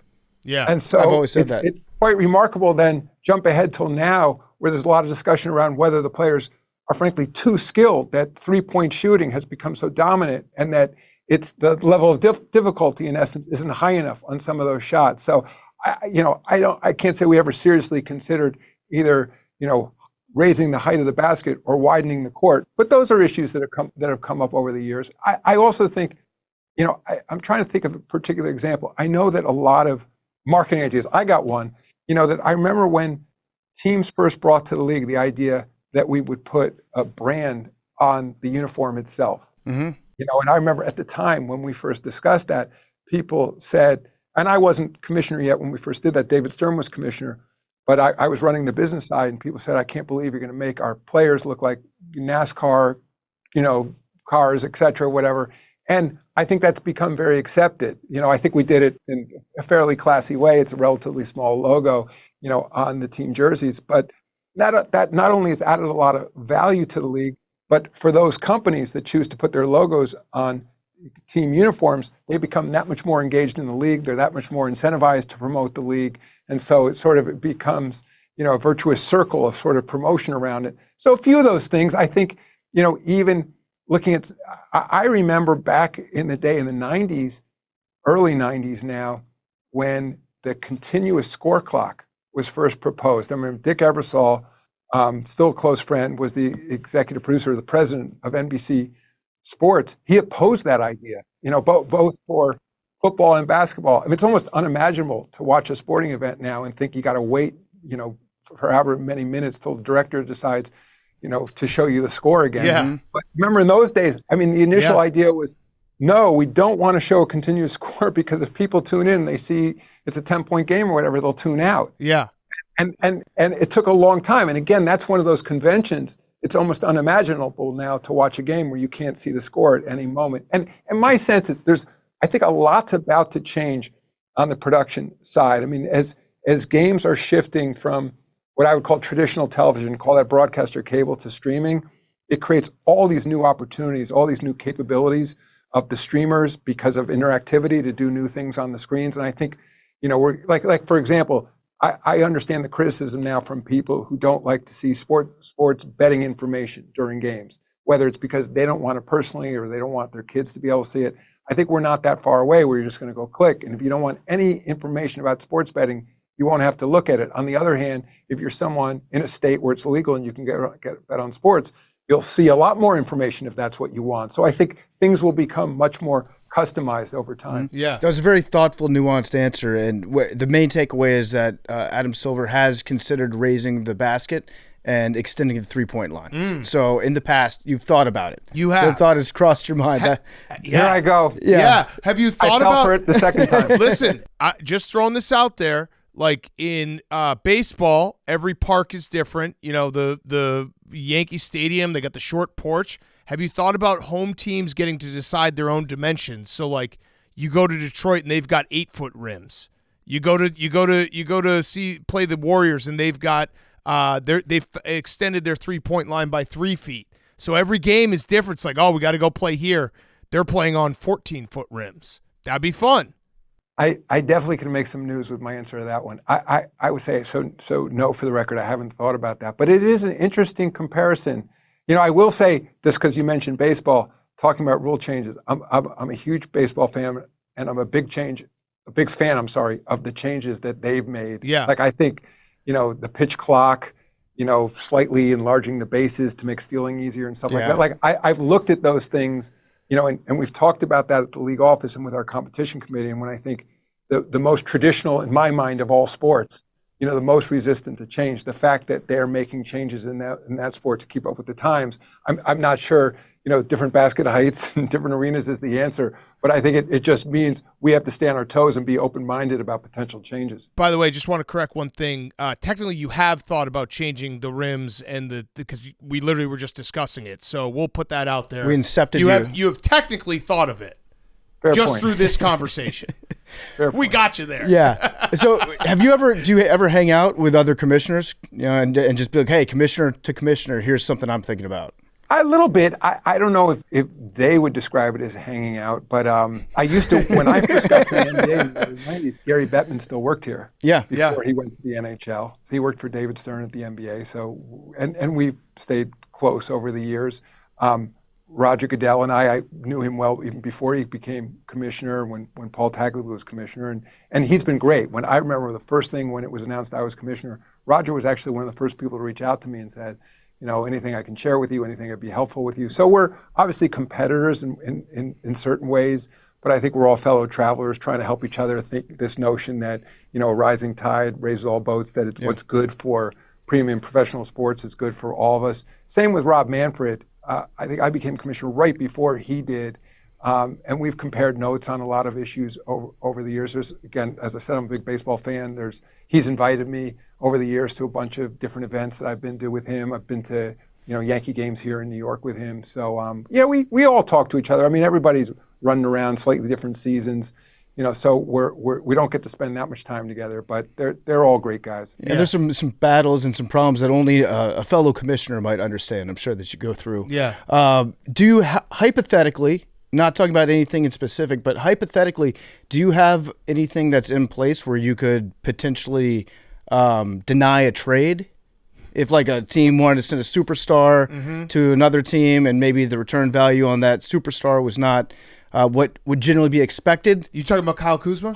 Yeah, so I'm a Wizards fan. Well, I'm a Wizards fan, and we just sent Kuzma. No, believe it or not, and there's some confusion.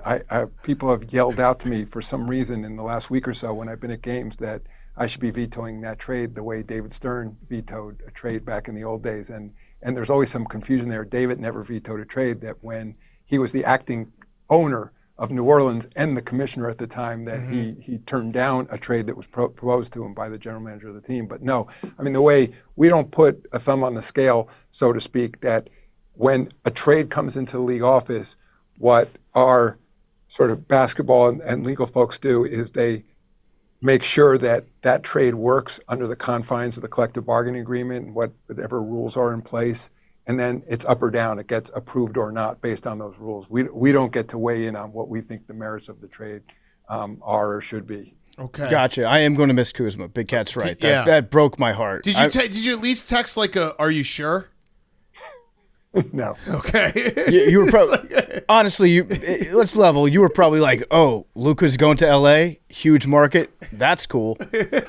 Honestly, I promise, look at the league right now, that two clearly smaller market teams, certainly Oklahoma City, and Cleveland's a little bigger than Oklahoma City, but not one of the bigger markets in the league, are the two best records in the league right now.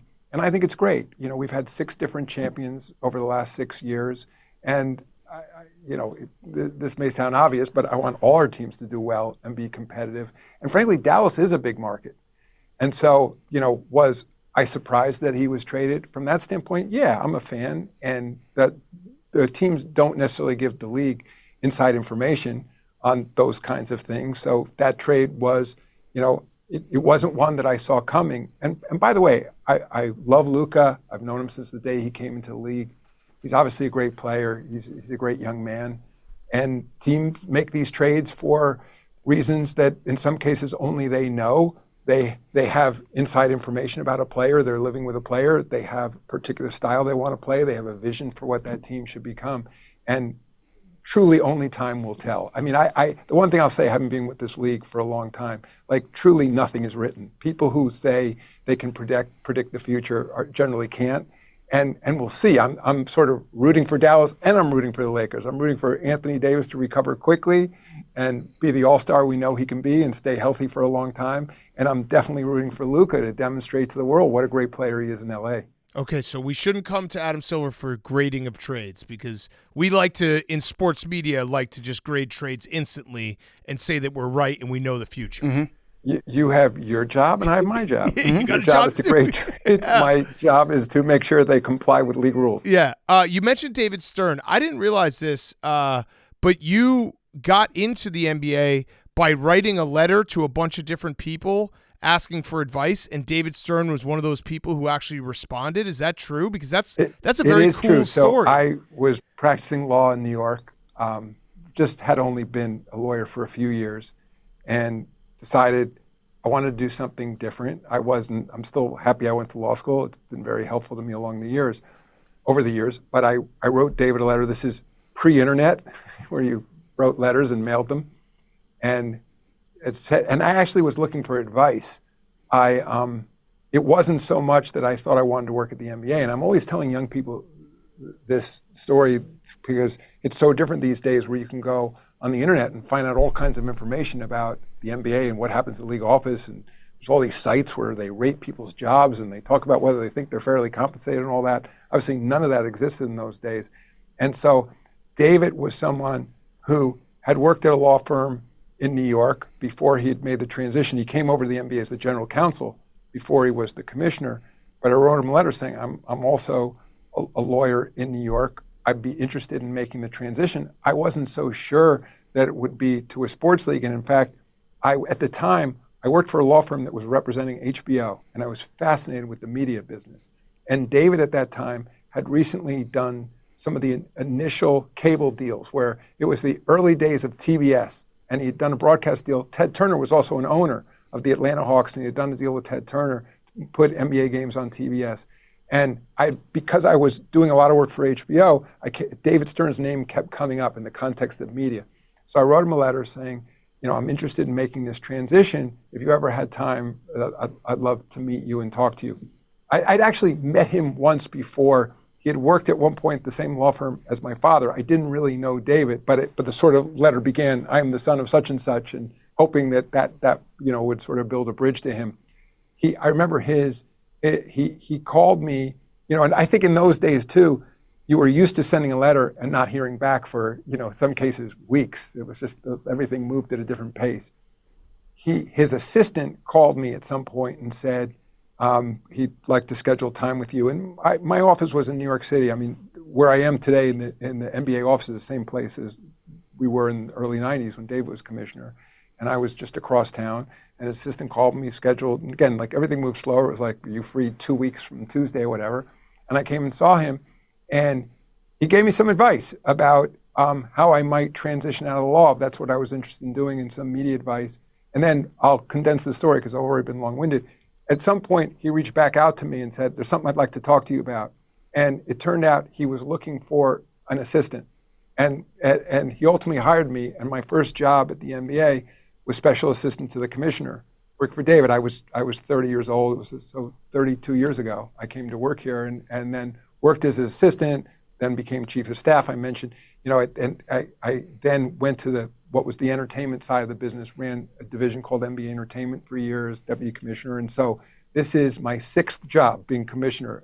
So I worked my way up the ladder here at the NBA over the years. That's awesome. Very cool that he took the time to do that. Yeah. Very, very Yeah, cool. no, it was, by the way, I have to say, I mean, David changed my life in so many ways. And I had 5 different jobs before I was commissioner, all of them working for David. And I sort of would joke to people, even when I was the deputy commissioner, my job was still the special assistant, David Stern. Right. And I mean, you guys, everybody is, you may have had a chance to meet him over the years. I mean, he was full of life. He was a genius when it came to sports marketing. I think as much credit as he gets, maybe not enough for transforming the whole industry, not just the NBA, just everybody's approach. Even, I remember when I came to work at the NBA, I mean, he was the first person who really thought of the NBA as a brand, as a brand marketer, even though his background was as a lawyer. I mean, now it's just a given that NBA is a brand, MLB, NHL, NFL, obviously, but it's like he had a whole different way, a whole different vocabulary of approaching sports. And also,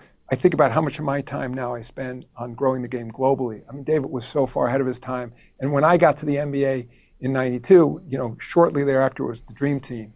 and which also transformed the NBA. I mean, one other interesting statistic: at the time that I got to the NBA, roughly 5% of the players in the league were born outside the United States. Now it's around 30%. Wow. When you mentioned Luka or Giannis, go down the Wemby, now, the Joker, our very best players, many of them are born outside the United States now. And that pool of players, I mean, just you got a chance to watch some of the Olympics out of Paris, that U.S.-Serbia game or the U.S.-France game, there's so much high-level basketball being played around the world, and David really had that vision that this could truly be a global game. Yeah, that's very cool. Well, while we have you here, I just want to give you a piece of unsolicited advice from me, and take it for what you will. But I think a lot of people agree with me. One of the most frustrating things to watch in the NBA, and I love watching basketball, but this is very frustrating when players are obviously flopping and embellishing fouls. Is it in consideration to make embellishment, flopping, reviewable, technical foul, cut and dry? Don't do it, because it's tough to watch on TV. Well, so, it's either a year ago or 2 years ago, we added the ability to call a technical in-game, for flopping. So that was a change in rules, a new rule that we did, modeled a little bit after the FIBA rules, the international basketball rules. And we have a provision where we do review after the fact. Obviously, we want finality in the game, so we're not going to go back and change scores or anything. But guys can be fined after the fact. And at least according to our own, sort of reviews of the games, we've cut back considerably on flopping. It's still, I will say that, for my European colleagues, European friends, there's a tradition in European soccer, or global soccer, of flopping. It was sort of, to me, brought to the NBA stylistically by a lot of the international players. A lot of them grew up as soccer players. We've tried to crack down on it. It's again, I think we've made progress. My sense is that as various forms of replay get better and get faster, look, the problem is, by definition, you're fooling the ref. And if you get away with it, especially in real time, all you can do after the fact is potentially fine players, but and I think you said it. It's the embellishment is the hardest, because now they're teaching in youth basketball is you want to demonstrate to the officials, at least the way they're taught, is to embellish so that the official clearly sees. So you're often seeing somebody shoved and they're going flying backwards, and then so the official in real time, and I understand too, player frustration, fan frustration, sometimes with the officiating. We're doing everything we can to make it better. But when I watch the officials, it's remarkable to me what they can do in real time. I mean, when you think in a split second and the speed of the game to be making those calls, and then add flopping on top of that, or embellishment, that they're supposed to be able to discern the difference, and the amount of force that's going into a push and the reaction from the players. I will say that technology, the changes in technology will help us there. I mean, just shifting slightly, doesn't go directly to flopping, but guys are constantly trying to fool the officials when who did it touch last? They're pointing and et cetera. That we're not that far away from having technology where, just like you think in tennis, where if where there's an automated call as to whether the ball was inside the line or outside the line.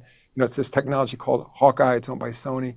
We're working with Sony also to bring that to basketball, so that whoever's, think there's 100 fingers on the floor at any given time, various body parts, to instantaneously show who the ball went out on, if somebody's foot was on the line, anything that can be objectively determined, goaltending, et cetera. And I think that will allow, so one, there'll be a whole category of calls that will be objectively right or wrong, but and will speed up the game from that standpoint.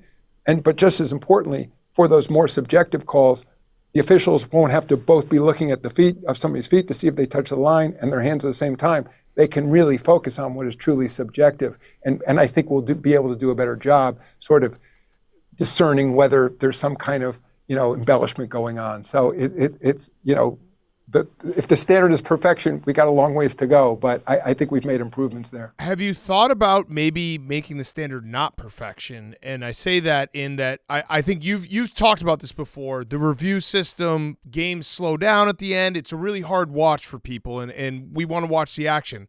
What about just doing a week where there's no reviews and every team knows it, and it's like, hey, we're not doing any instant replay, we're not doing any reviews.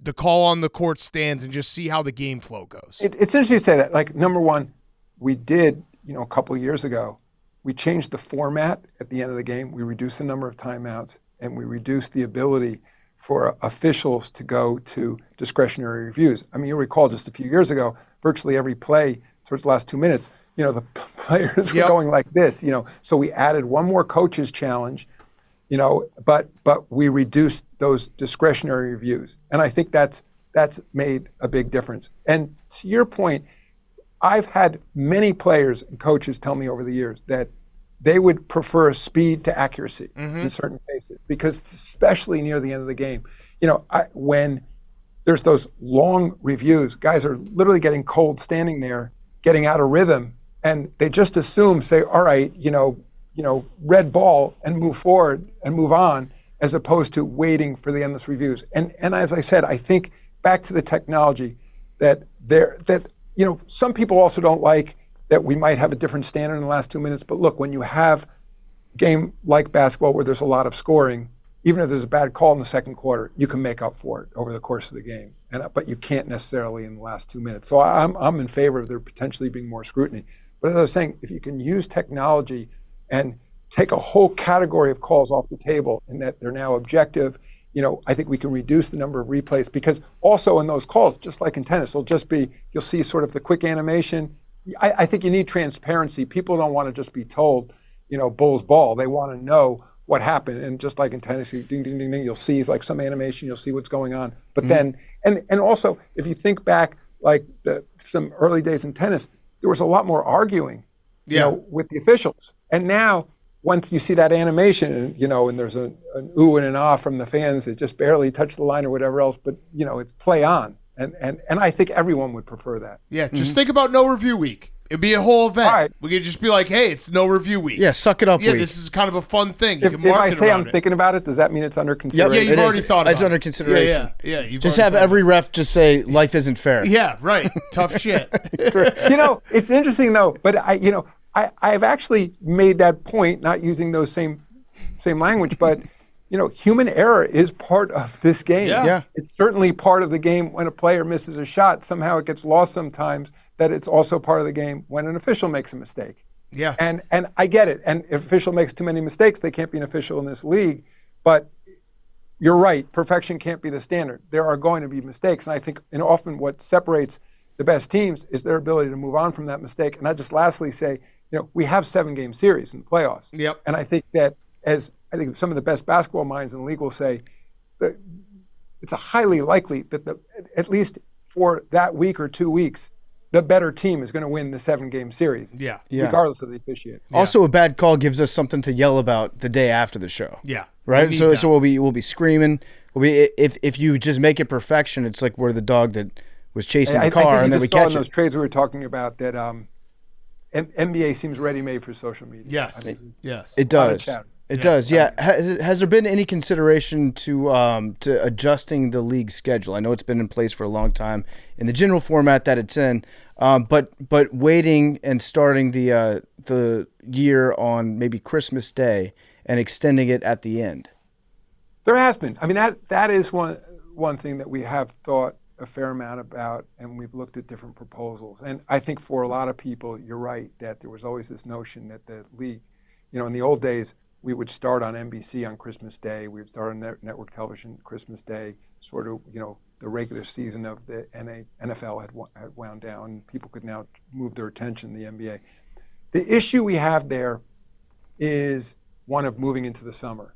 And by the way, things are changing so rapidly culturally in terms of viewership and everything else that no idea is ever completely dead. But at least historically, the thought was we wanted our season to be over by July 1st, in essence, and was sort of working backwards. If you're going to get the draft in the last week of June, and you're going to therefore start the finals, but anticipating you potentially could have a 7-game finals, it means you got to start roughly June 1st, working backwards. Sort of that's how you end up with a training camp in October, season that starts roughly the beginning of November. I mean, people's television habits have changed dramatically. I think in large part, we all reaching for my phone. We all carry a TV with us everywhere we go now. I look at the kinds of things I would put you guys in the category of non-traditional media, that the amazing popularity now of podcasts like yours, people's enormous amount of time, looking at screens, listening to audio feeds of things that, the other thing about us moving into July is sort of, let's just say, okay, you can move the finals into July. Then we have our summer league. When does and part of it, it's actual consideration, like when do they get vacation? Yeah. And part of it is, it's always in the tradition of this league, there's sort of the equivalent of a summer vacation that matches up with family vacations. Even once, summer league ends, it's sort of the third week of July. Things can settle down a little bit, for the last part of July and August. And now I'm not talking about the league office, largely for the players and your rest on their body and everything else. So, I will say, I think all these things we will continue to look at. I don't think in the short term we'll do it. I just lastly say, there used to be this notion, in television they call it HUT levels, households using television, that traditionally, because of summer vacation and things, that once you got to July 1st, there were fewer people watching television, which why, again, historically, all the primetime shows, when we were younger would launch in the fall. You can almost think of the beginning of the NFL season was one of those shows with launching. I think though now, as I said, like people's television habits have changed dramatically. Like streaming has changed a lot of those conventions. Like new shows launch on Netflix all the time, in July. Nobody thinks twice about it. So I think these are all things that we'll continue to look at. All right, so I got one last question for you. This has been so much fun. NBA All-Star Weekend this weekend. My last question, it's a Roback question, RHOBACK.com, promo code TAKE, 20% off your first purchase, Q-Zips, polos, hoodies, joggers, shorts, Roback.com, promo code TAKE. I have to pitch you my one idea that I've had for many years, and you got to think about it. And I don't need credit for it when you actually enact it. So there's obviously been issues at times with fans getting a little unruly, maybe talking too much to the players, that whole experience. My rule is very simple. Every single player, when the season starts, gets one chance to call out any fan they want, and then they just get to beat the fuck out of them in the middle of the court. And once they use it, they can't use it again for the rest of the year. Thoughts on that rule? Not a good idea. Okay, but listen, you're not seeing the vision. When you see Kevin Durant, you decide to say something really like mean to him. You're like, wait, does he have his one fight a fan left this year? You lost me on the beat the shit out of him part. Yeah, well, I was with you up till like, all right, you can single out one fan and then we'll review that fan's conduct. Think about the ratings, though, Mr. Commissioner. Think about the ratings. They're like, oh my God, we're going to Sacramento, and DeMar DeRozan has called out someone from the 10th row. And they're about to fight in the middle of they're stopping the game to fight. We'll bring a cage. Yeah, sure. Of the arena. Is the fan allowed to fight back? Yes. So that's also part of it. Like, you don't want to call. I didn't fully consider your idea. Yeah. You can, you call out someone with cauliflower ears, and you might have been asking for too much. Are you making fun of my ears? No, you don't have cauliflower ears. But I have made fun of your ears in the past. I'm sorry. I apologize. I'm a long-time listener. Well, yeah, you can listen to anything. Sorry, you put the alley-oop that for me. Sorry, I walked into that one. Yeah. Or just maybe at least just allowing fights like in hockey. Yeah, like blow it off. Yeah, what's so interesting? I will say I'm a New Yorker. I'm a Rangers fan, and go to games occasionally. And as you guys remember, there was that era again back to the '90s when there was a fair amount of fighting in the league, and David Stern, he cracked down on it. We had automatic suspensions, walking off the bench, and all that.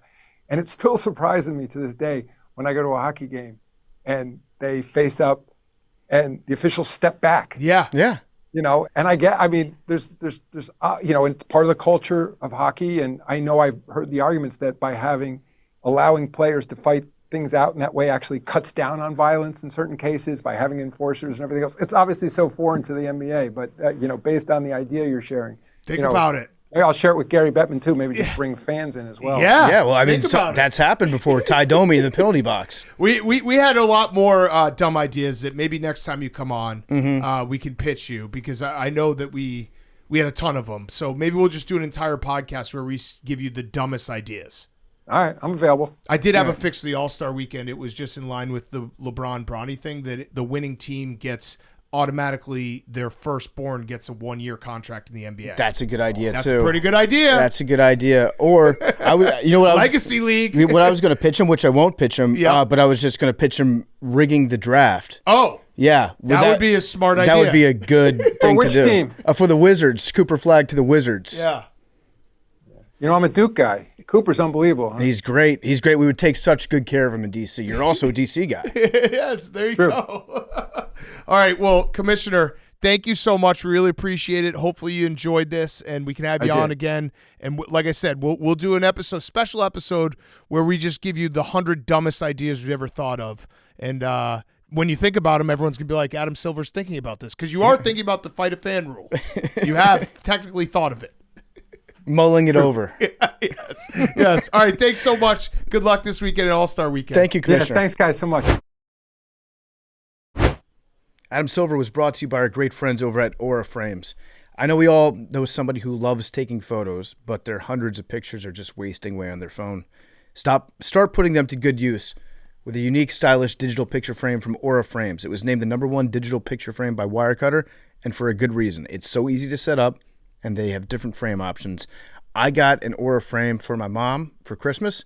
It's up in her living room right now. I can, with like 3 taps of my phone, open up the app, put a picture that I have on my phone on her Aura frame in her living room, and boom, she's got another picture ready to go. She loves it. It's a great, great present to give. The best part is that it comes with unlimited storage. All you need is the free Aura app, and you need a Wi-Fi connection. You can upload as many photos and videos as you want year-round. I've got it right now in my mom's living room. Super easy to set up. It took about 5 minutes to set up on Christmas. There is a picture of me and Jerry O'Connell in the back of the El Camino that cycles through that she likes. She wanted to make sure that one was up in her Aura frame, but you can put whatever you want on there. Right now, you can save on the perfect gift that keeps on giving by visiting auraframes.com. For a limited time, listeners can get $20 off their best-selling Carver mat frame with code PMT. That's auraframes.com, promo code PMT. auraframes.com, promo code PMT. Don't forget to mention that we sent you to show your support for the show. Terms and conditions apply. It's also brought to you by our great friends over at NASCAR. It's NASCAR season. It's Daytona season. The adrenaline, the majesty, the excitement of the Daytona 500 is something that you must experience in person. There's nothing like witnessing the stars of NASCAR battle for position going 200 miles per hour on this 2.5-mile speedway. 40 drivers will compete against the likes of Chase Elliott, Ryan Blaney, Denny Hamlin, Ross Chastain, and Bubba Wallace as they try to make their mark to start a historic NASCAR season. You won't want to miss this once-in-a-lifetime sporting event. Tune in on Sunday, February 16th at 2:30 Eastern on Fox.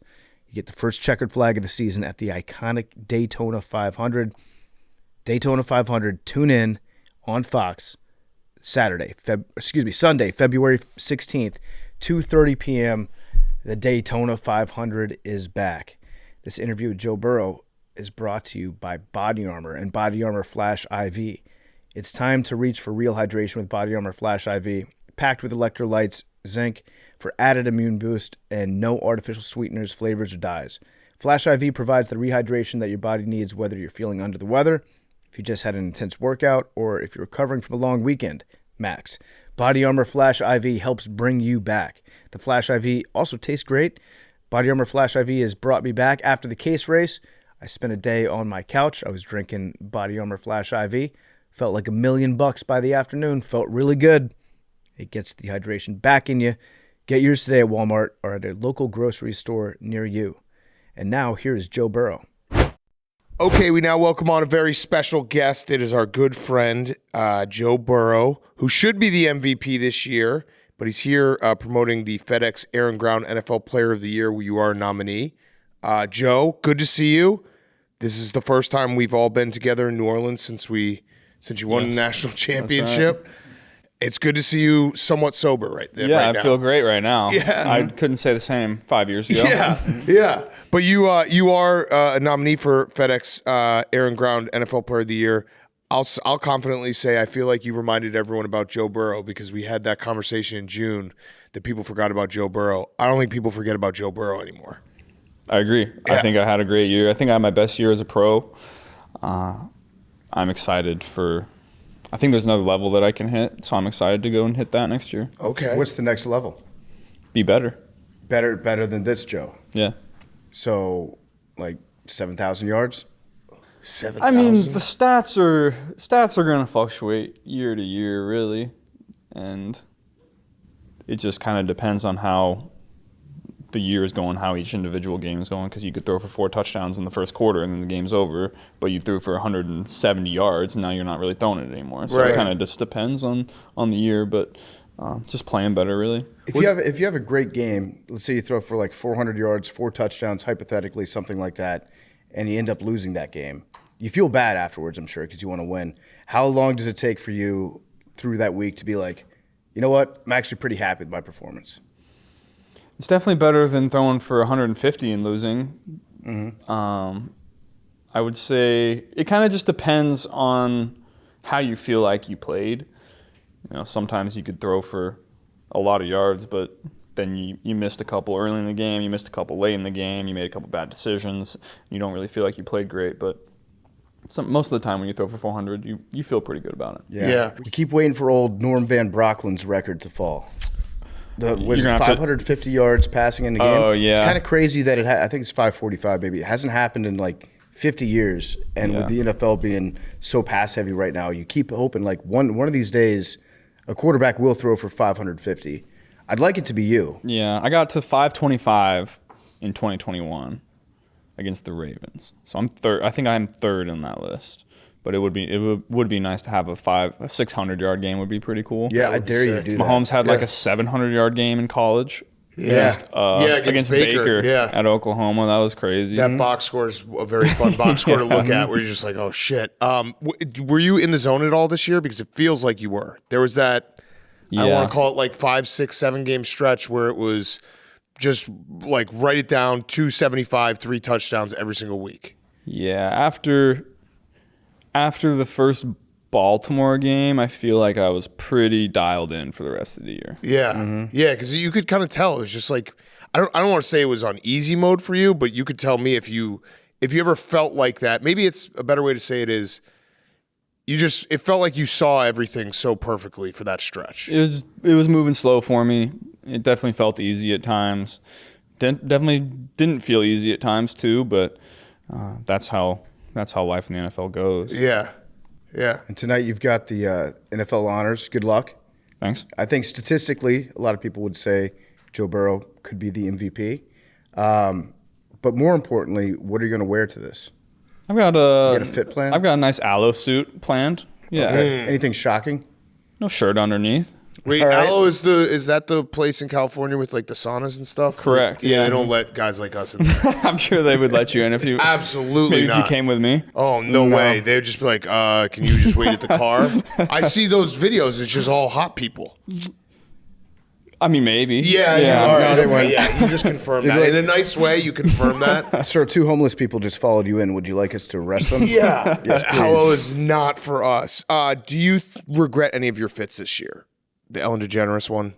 Which one was that? It was the pink shirt with the white vest and the white pants. Oh, that one wasn't my best. Okay, all right, good. All right, I feel good because I was nervous about asking about it, but that one you got roasted. Was probably my least favorite of the year. Okay. I wore a lot of pink this year. But I feel like I felt pretty good about most of them, I would say. Now, we've always wondered, like, when you wear a fit like that and then you lose, you go straight to sweats right after, right? Or do you go back into the fit?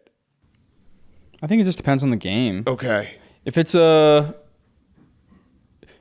a playoff game and we lose, I'll probably wear the fit to the press conference. Okay. Because one year Cam wore a suit to the Super Bowl and then they lost and then didn't wear it to the press conference and people felt weird about that. Yeah, so, I actually respected that. Yeah, I think you should have like you should have like a clown suit if you lose. You actually put on a clown costume. That's not a bad idea. Kind of deflects it away from you. Yeah. What if the NFL made that a rule? If you lose, you have to wear the clown suit to the press conference. Big red nose. Yeah, I kind of like that. No, you and I actually have a little bit in common, Joe. We've both been victims of crime this year. I had all my clothes stolen off my front porch. And why was it on your front porch? Well, I sent it away for laundry because it was a long weekend of football, so I wasn't home to do the wash. But I had 2 big-ass bags of clothes that just got stolen off my front porch, and I lost basically all my clothes. I've been trying to dress like you. Do you have any advice for me? Like, do you have a stylist that you use? Because I feel like now I'm 40, I got to level up a little bit. I got to start, stunting on these hoes a little bit. Yeah. So, who's your stylist, and can they also give me some help? His name's Kyle Smith. He does great. He just brings some stuff, and I tell him if I like it, if I don't like it, and if I'm gonna wear it or if I'm not gonna wear it. Okay, that's pretty easy. You think I could pull off some of those fits? 100%. When people say like, "Oh, you look like Ellen DeGeneres or in this or whatever," like they say that about me, but in like a bad way. Oh, yeah. With you, it's like, "Oh yeah, you can look like a lesbian and be hot." With me, it's like you look like a fool. Yeah. Yeah. When people say that, like it's like a derogatory comment, like lesbians don't dress well. They dress really well. Yeah, they do. Minus Ellen DeGeneres. I don't think she dresses great. Well, maybe she doesn't dress exactly like maybe somebody that's Stop looking at me. Stop looking at me. What are you doing right now? Listen, my stylist is like the same 4 pop-up ads I get on Instagram, and then I buy it, and I'm like, oh shit, I already have this shirt. I think every time I've ordered something on Instagram, it's never come. Yeah. To my house. I just get robbed. Just a donation. Yeah. I just look at like one flannel shirt in early October, and then the rest of the winter, I'm just buying flannel shirts. You're a big flannel guy? No, but it's the pop-ups. I just buy the pop-ups. Oh, that's a yellow one. Oh, that's a green one. Oh shit, I don't have this one. It looks exactly like the other ones. I usually buy something in September, and then I spend the next 4 months just tracking it from China as it's making its way here. It's like on a boat somewhere crossing Taiwan. I'm like, I'm never getting that Commanders You get it in tracksuit. 2 years? Yeah, exactly. Yeah. What? So this season was obviously disappointing for you guys, but how is it like when you get into a season and you're playing great, but the team is losing, like trying to figure out, like, what's that like in the locker room when it's like, the defense went through some struggles, started playing well at the end. Yeah. Like, is it awkward? Is it hard? I don't really understand the dynamic and how it works. Yeah. I would say it's tough to describe because you're obviously... I mean, you're in it as a team, so everybody's down in the dumps in the locker room. It's not like, oh, we're the offense. We scored 30, but we lost. Like, we're happy. Like, nobody's happy about that. And there were definitely games that the offense could have closed it out, in which we didn't. Mm-hmm. But when you're playing, like I said, I felt like I had my best year as a pro, and so I was happy about that. Week in and week out, it was pretty frustrating. I've never had a year like this. Mm-hmm. So it was mentally taxing and challenging to continue to stay disciplined and consistent week in and week out, day in and day out. But, at some point you just realize that this is your job and that's what you do. And if I'm going to continue to play as good as I want to, then I'm going to have to keep doing these things daily to put myself in the best position to succeed. Yeah, it sounds like you guys are a lot more mature than us because we just finger point instantly. Like literally if something, you walked into it a little bit with the QB skills competition we did last night. We just spent the last 2 hours just sitting in this room just finger pointing. Yeah, that's hilarious. You can't do that in the pros. Well, Hank was really bad, and as a quarterback, like me and Big Cat, our salaries depend on a guy like the quarterback. Right. If he's making us look bad, then it's like, what are we gonna do? We're gonna become divas. So you guys are receivers? Well, we could be. We're just divas. Oh, okay. Yeah. We're like diva wide receivers, except we're not good at playing wide receiver. But like if you said to your huddle, you're like, hey, I got us, guys. Let's go on a drive, and then you went 3 for 57. Yeah. What do you think they would say? They'd probably lose a little trust in my abilities. Uh-huh. Yeah, that's a good point. Yeah. Trust. You said something in Pro Bowl week. Your wrist is still a little funky? I wouldn't say funky, but whenever you have a ligament injury, your joint is going to take around 2 years to get all the mobility back and everything that you feel like you need. And you still had the best year as a pro. So, he is going for 7K. He's going for 7K. This could be like Rookie of the Year situation. Like what does that mean? It healed. Have you ever seen that movie? No. The kid that breaks his arm. All of a sudden, he can throw like 98 miles an hour. Oh, that would be great. Like if you have a ligament injury, maybe it just made you a better quarterback. I hope so. Yeah, does it feel good right now? It feels good right now. There were a couple times I fell on it during the year. It didn't quite feel as good, I would say.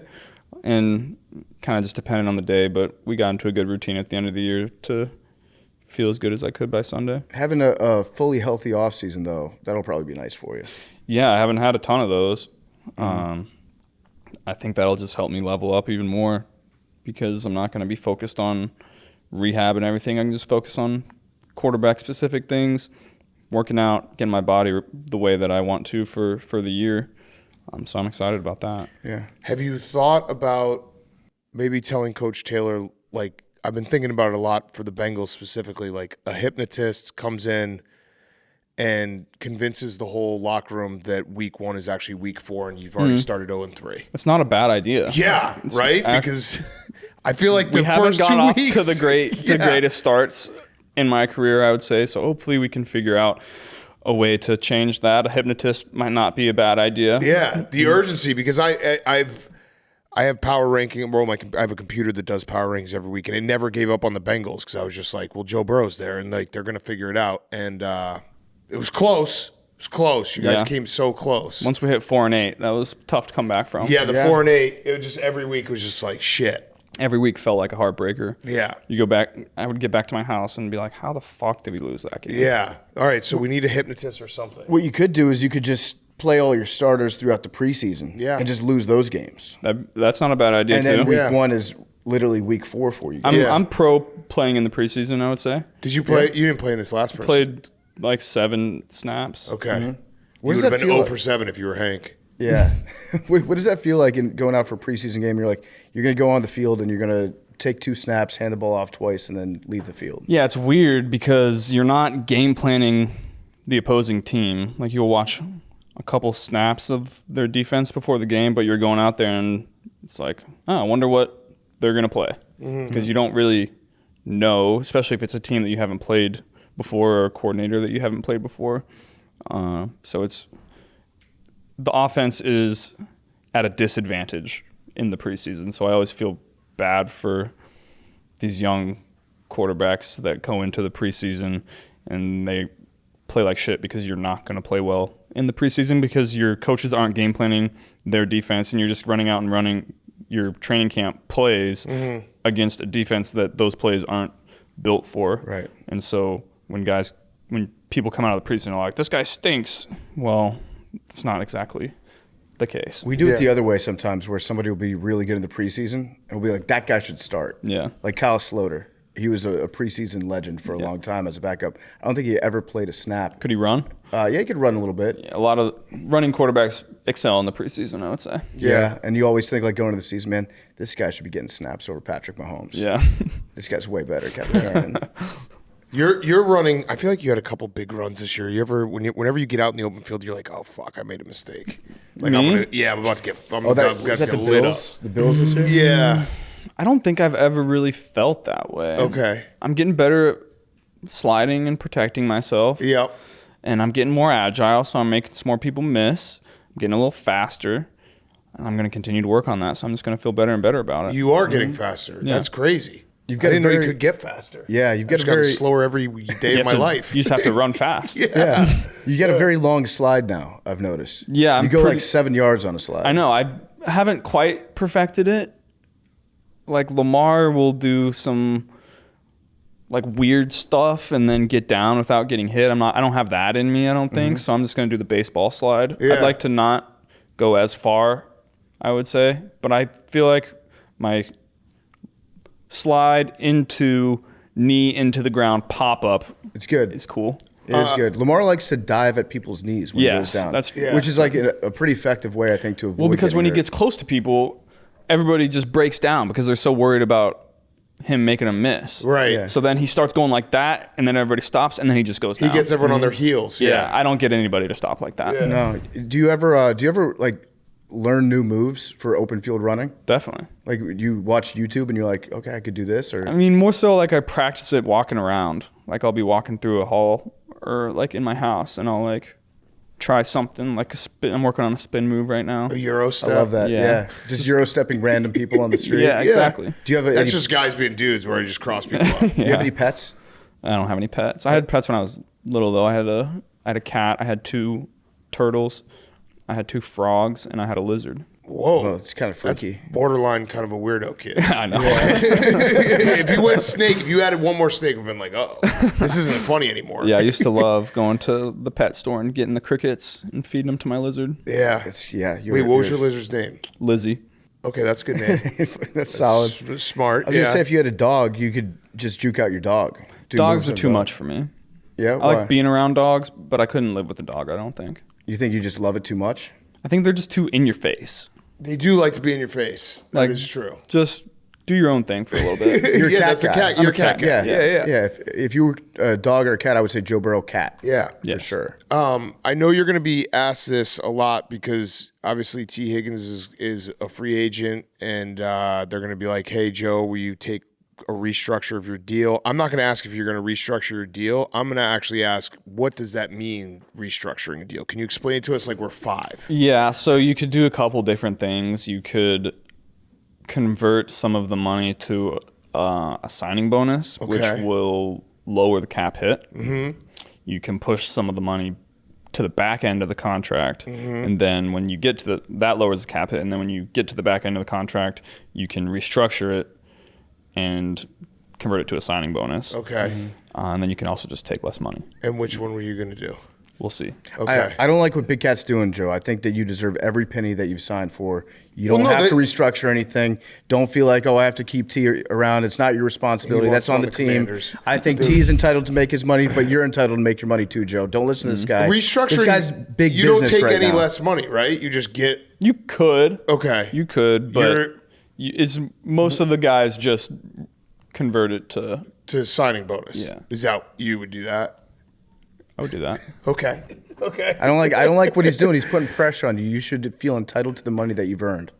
It is a weird situation though that you're in, because like I think that's just part of what happens with quarterbacks, where it's like there's a little more pressure on them where they have the biggest deal, so if they want to get flexibility, a lot of times it comes down to the quarterback to have to be the guy who has to step up and do that. Yeah. Contract. At the same time, though, this was the last year that all the COVID cap money restrictions across the league were implemented. So the next 3 or 4 years, I think the cap's going to Cap's going up. The cap's going up. Okay, we got to just keep saying cap's going up. Cap's going up. T. Higgins. It went up 8% last year. It'll probably be similar. You've looked more. at this. You've definitely crunched. You've definitely been laying in bed late at night, just looking at a spreadsheet, being like, okay, all right, cap's going up. You understand the cap. I mean, not really, kind of. Because we don't think that it exists. Way more than we do. Yeah. Well, definitely some teams seem to make it feel that way. Yeah, I mean, the Saints have just pretended it doesn't exist for a while now. And the Eagles are paying everybody. Yeah. Mm-hmm. Yeah. So it seems like the way, whatever they're doing. I feel like adjusting the salary cap is the final boss of how many different things can we change because of COVID. Yeah. It's like COVID happened. Okay, well, we're going to have to redo the NFL salary cap, obviously. We need to make some changes there. Well, it's weird. In baseball, you have I don't know but some teams are paying nothing, and some teams are paying $500 million. Mm-hmm. I don't think that's the way to do it. And the Shohei contract, that's $700 million, but he just gets $2 million. We'll pay you in 50 years, which is insane. I don't understand any of that. Yeah. What was the deal with that? He got into some controversy, didn't he? Yeah. His translator Ipe. Might have had a little gambling problem. I figured you guys would know the ins and outs of that. Maybe, perhaps. It was a situation. It's good to have a translator because that person is the ultimate fall guy. Yeah. I didn't even understand what you guys were saying. I can't even answer your questions right now. Yeah. What is this? We were joking at the time. It'd be so funny if it all happened and Shohei was Kaiser Soze and he just had a New Jersey accent and just started talking in perfect English. It was I've been playing all you fuckers. You should get a translator. That would be awesome. Yeah, that would be cool. Yeah, that way that person does all your interviews. You just sit next to him, checking DraftKings. I can put in a parlay here. Okay, good. So this has been a fun year for you. In other ways, maybe not so much. But this off season, what are you doing to improve your game? You're getting faster, I know that. But is there anything that you work on in the off season and you say, I'm going to focus on this? I think I'm at the point in my career where there's not really anything that I'm okay, this needs to get better. Or this is.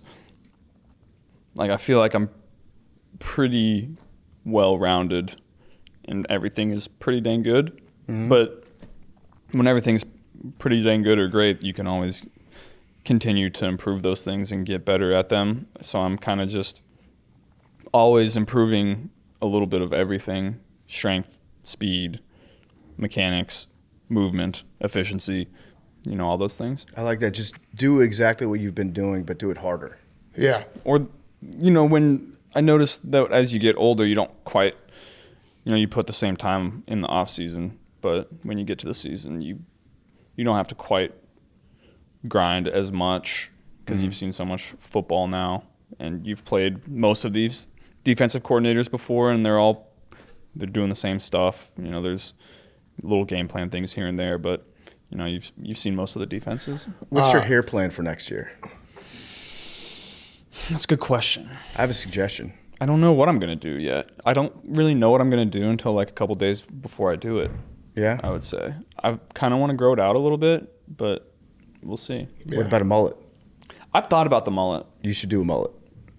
I thought about the mullet when I was in college because I grew my hair out in the off seasons in college. So I was gonna go mullet into my last year at LSU. That would have been a fun year to have a mullet, but you just have to grow it out so much, and then I don't know. We'll see. Yeah, I mean your hair seems to grow fast though, because when you shave it, it's like 4 weeks later. It's like, oh yeah, remember when Joe shaved his head a month ago? Now he's got normal hair. Yeah, it grows Slim very Shady fast. look was interesting. I thought that was intentionally done for preseason, and that you would dye it back once the regular season started. I did it because I wanted frosted tips. Yeah. But I've never seen frosted tips look good if you just go to the salon and get them. Yeah. So I just went brute force, shaved it, dyed it, and then let it grow out. So then I had the frosted tips. All right. So I know you got to run because you got a bunch of stuff going on today, but I got one last question. Rowback question, RHOBACK.com, promo code TAKE, 20% off your first purchase. Q-zips, polos, hoodies, joggers, shorts, rowback.com, promo code TAKE. So I know you're doing a bunch of interviews today.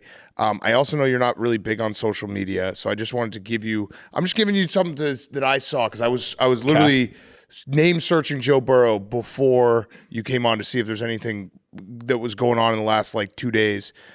This is just from a random person. It's a clip of you at the Pro Bowl. It says, "I need him in ways that would set feminism back 100 years." What does that mean? I think it's a woman who thinks you're very attractive. Oh, okay. So just take that with you.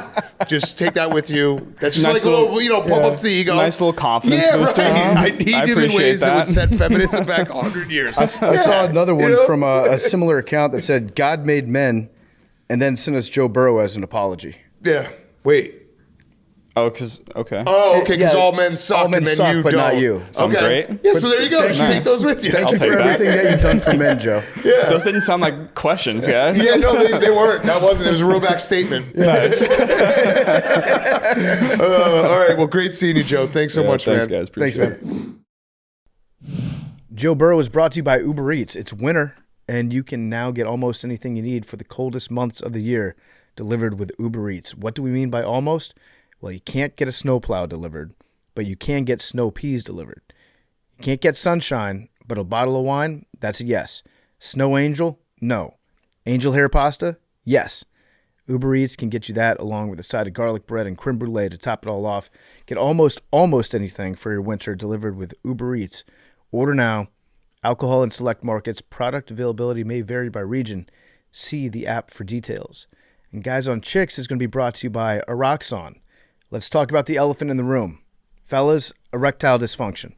1 in 4 men 18 years and older experience ED, which means that you or someone close to you might be experiencing it. Right now, we've got 5 guys that are on Part of My Take with a microphone. Statistically, one of us is experiencing erectile dysfunction. That's why I want to tell you all about this new ED treatment gel called Eroxon. It's the first ED treatment gel with clinically proven results that you can get over the counter. And while it might not work for everyone, studies showed success in over 60% of men.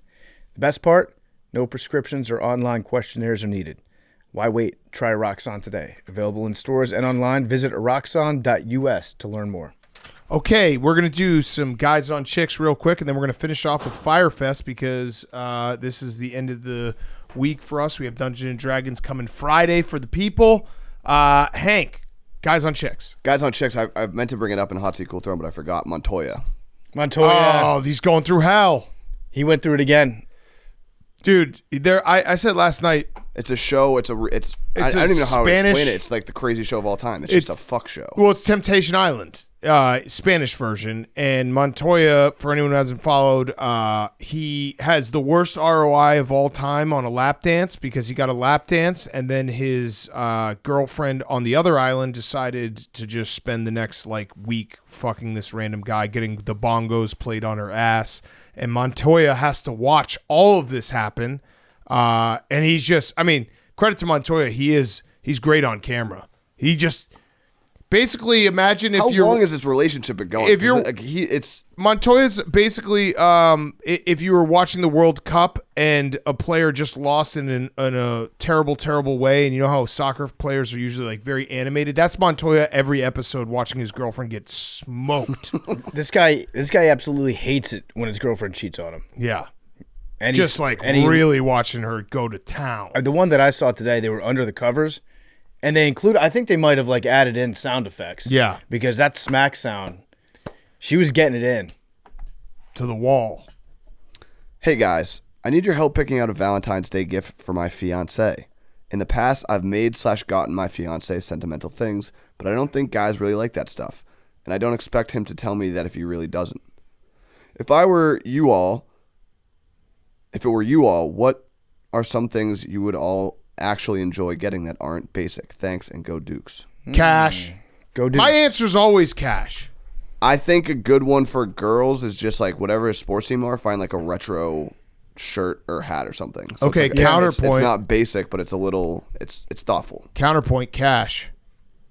You can buy whatever you want with cash. Even if you have a joint bank account, no one has ever gotten the gift of cash and been like, ew, no. Have you ever been like that with a gift card, though? What? Yeah. Gift card boxes you in. Cash is limitless. The problem with gift card is you never spend the full amount. Yeah. Maybe get him some jail. Or you have to make yourself spend way more money because you're using the gift card to get a discount on it. Also, could get him some jail stool. No, don't do that. Bad idea. I would... Let's see, a good gift for your fiance. Cash. I don't know if cash is really the way to go. Hank is always. I think if you share the personal account, it's what are you going to do with cash? It's still awesome to get cash. I guess fiance maybe they do. But when does that happen? Yeah. It's what? When does the joint account happen? The fiance, marriage. Some people don't even have it. Folks. Cash. It's still awesome to get cash even if you have a joint account. Or an activity. Go on a trip together. Buy concert tickets. Cash. Sports tickets. Cash. Cash is king. Golf balls. Why do females typically not like guys playing video games? Seems there could be much worse activities out there. It's a way guys can also hang out without going anywhere. All in all, not one guy complains when a girl goes out with her friends. We just hop on the game. What is the game for girls, and how do we get them excited about it like guys do for games and get treated the same when it's flipped?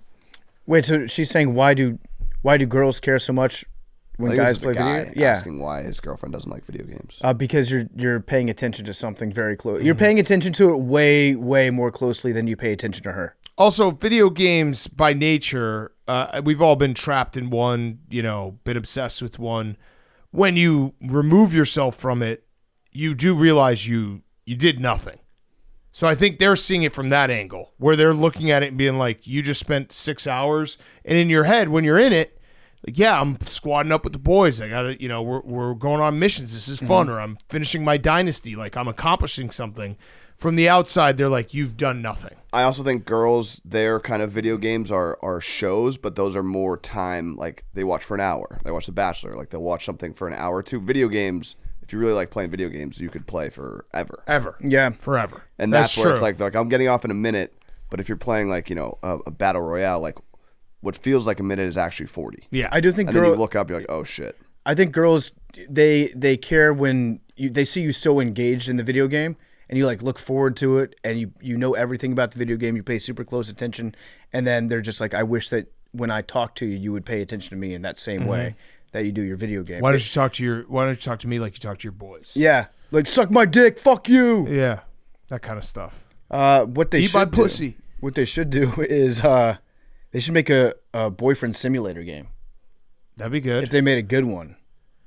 Maybe get her into video games. Probably not though. Yeah, just try. Yeah.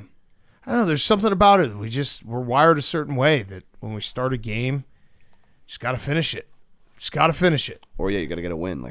And that is until we get a win. And the problem is, I don't know. You guys might be different, but my relationship with video games has always been: if I have a game, I'm obsessed with it for a 2 to 3 week stretch, and that's all I think about. And I could see how that would be annoying on the outside, where it's you're at dinner having a conversation, and all you're thinking about is I got to get a 4-star linebacker for my team. I was full on addicted to Call of Duty for a solid 2 years. Oh yeah, I've been in that for sure. COVID, I think the move, once I moved, and I think it was part of my routine, and it's not really anymore. But looking back, it was all I thought about, and I was trying to play for sometimes I just play for 12 hours a day. That's a lot. 12 now hours? It's golf. Yeah, golf. Yeah. You remember when you were addicted to golf video games? PGA 2K is coming out. I'm excited for that. Yeah. That game's fun as fuck. It's a great combo. Yeah. Golf, and then when it's dark, just play golf. Mm-hmm. Last one. Hey, part of my take. Great pod, big fan. I'm a nurse, and nearly all my coworkers Hot. are chicks. What? Nurses are hot. It's a dude. Oh. And I had a few over for the Super Bowl. How's it a dude? I thought this guy's on chicks, and he's a nurse. I got drunk I'm and called confused. Kelsey a pussy bitch after her second drop in the first half. Maybe a dude. A few chicks didn't like that. They are Kelsey fans and were offended by the verbiage. Is this something I have to address with my coworkers? I'm just used to watching ball with the boys, so I was ready. No, I feel like nurses Yeah, listen, one thing I know about nurses is when they're not on the clock, they fucking party. They're hot. It's not like corporate. This is a Swiftie thing too. That's why they're upset. Yeah, and I think nurses and doctors have a 5 times greater likelihood to smoke cigarettes. Yeah. They don't give a fuck. Also, if we're being honest, Kelsey was kind of playing like a PAB. For sure. That's just a fact. The Chiefs didn't play well, right, Max? Yeah, little boy ass play. Yeah, exactly. Mm-hmm. Yeah, try that out next time. Little boy ass. Did you say that at all during the Super Bowl? No, but the original tweet was about Travis Kelce. Little boy ass play. Little boy ass play. Okay, let's do Fyre Fest. I can't believe you tweeted that out. So good, so good. Okay, Fyre Fest time, because we are going on vacation. So Friday we have our Dungeons and Dragons episode. Monday we will have about 20 minutes of us on Zoom catching up on the weekend, and then an NBA preview with Ryan Russillo. Then we will all be back together on for Wednesday's show. So no, we're not missing any shows. We'll just have a little bit of a different schedule for the next few episodes. So Fyre Fest, Hank. Kind of impossible to have a Fyre Fest right before a vacation. Yeah, you're feeling it right now. Well, my sleep schedule is cooked. Cooked. I've not come back from New Orleans. I was up yesterday at 5 a.m., couldn't fall back asleep. Was up today at 4 a.m., couldn't fall back asleep. Sounds like you're thinking about Josh Allen being MVP. Got up, and then fell asleep at 7 on my couch, almost woke up at, I'm all over the place, sleep schedule wise. Okay, I feel bad for you. Yeah, it's vacation. You're straight that out on vacation. How many rounds? Well, I'm going a day early now because there's going to be snow in Chicago, so that I'm adding an extra one. So you have to go. Yeah, that's nice. You got to go a day early. I do. Yeah, yeah, I know. Are you planning golf to when you get into town? Did you add an extra round? Yeah. Okay, all right, nice. But it's because of the snow. It's the snow. Well, yeah, I was like, well, I should go Tuesday. Hit up our friend Isner and was like, hey, you around? He's like, yep, come play golf. I was like, fine. You know what? Fine. You got to because of the snow. So Wednesday, Thursday, Friday, Saturday, Sunday. Wait, what? Say it again. 36 Friday. Wednesday, Thursday, Friday, Saturday, Sunday. So 6 rounds. Yeah. Wow. Nice. That's too much golf. At some point, you got to be like, this is too much. Well, the one tomorrow is I don't have any choice. Right. He's forced to. Snow. But come Sunday, are you still gonna wake up I'm itching. I am itching to get another round. I would say after the second round Friday I'll probably be hungover and my body it sounds will be like sore, torture. And I'll be like I'm cooked. But I'll fight through. You know what? For the people, I will fight through. I think what Max is asking is aren't you going to get bored of playing golf at some point this week? No, because I miss it so much. Mm-hmm. Yeah. What if you suck? Oh, I'll definitely suck.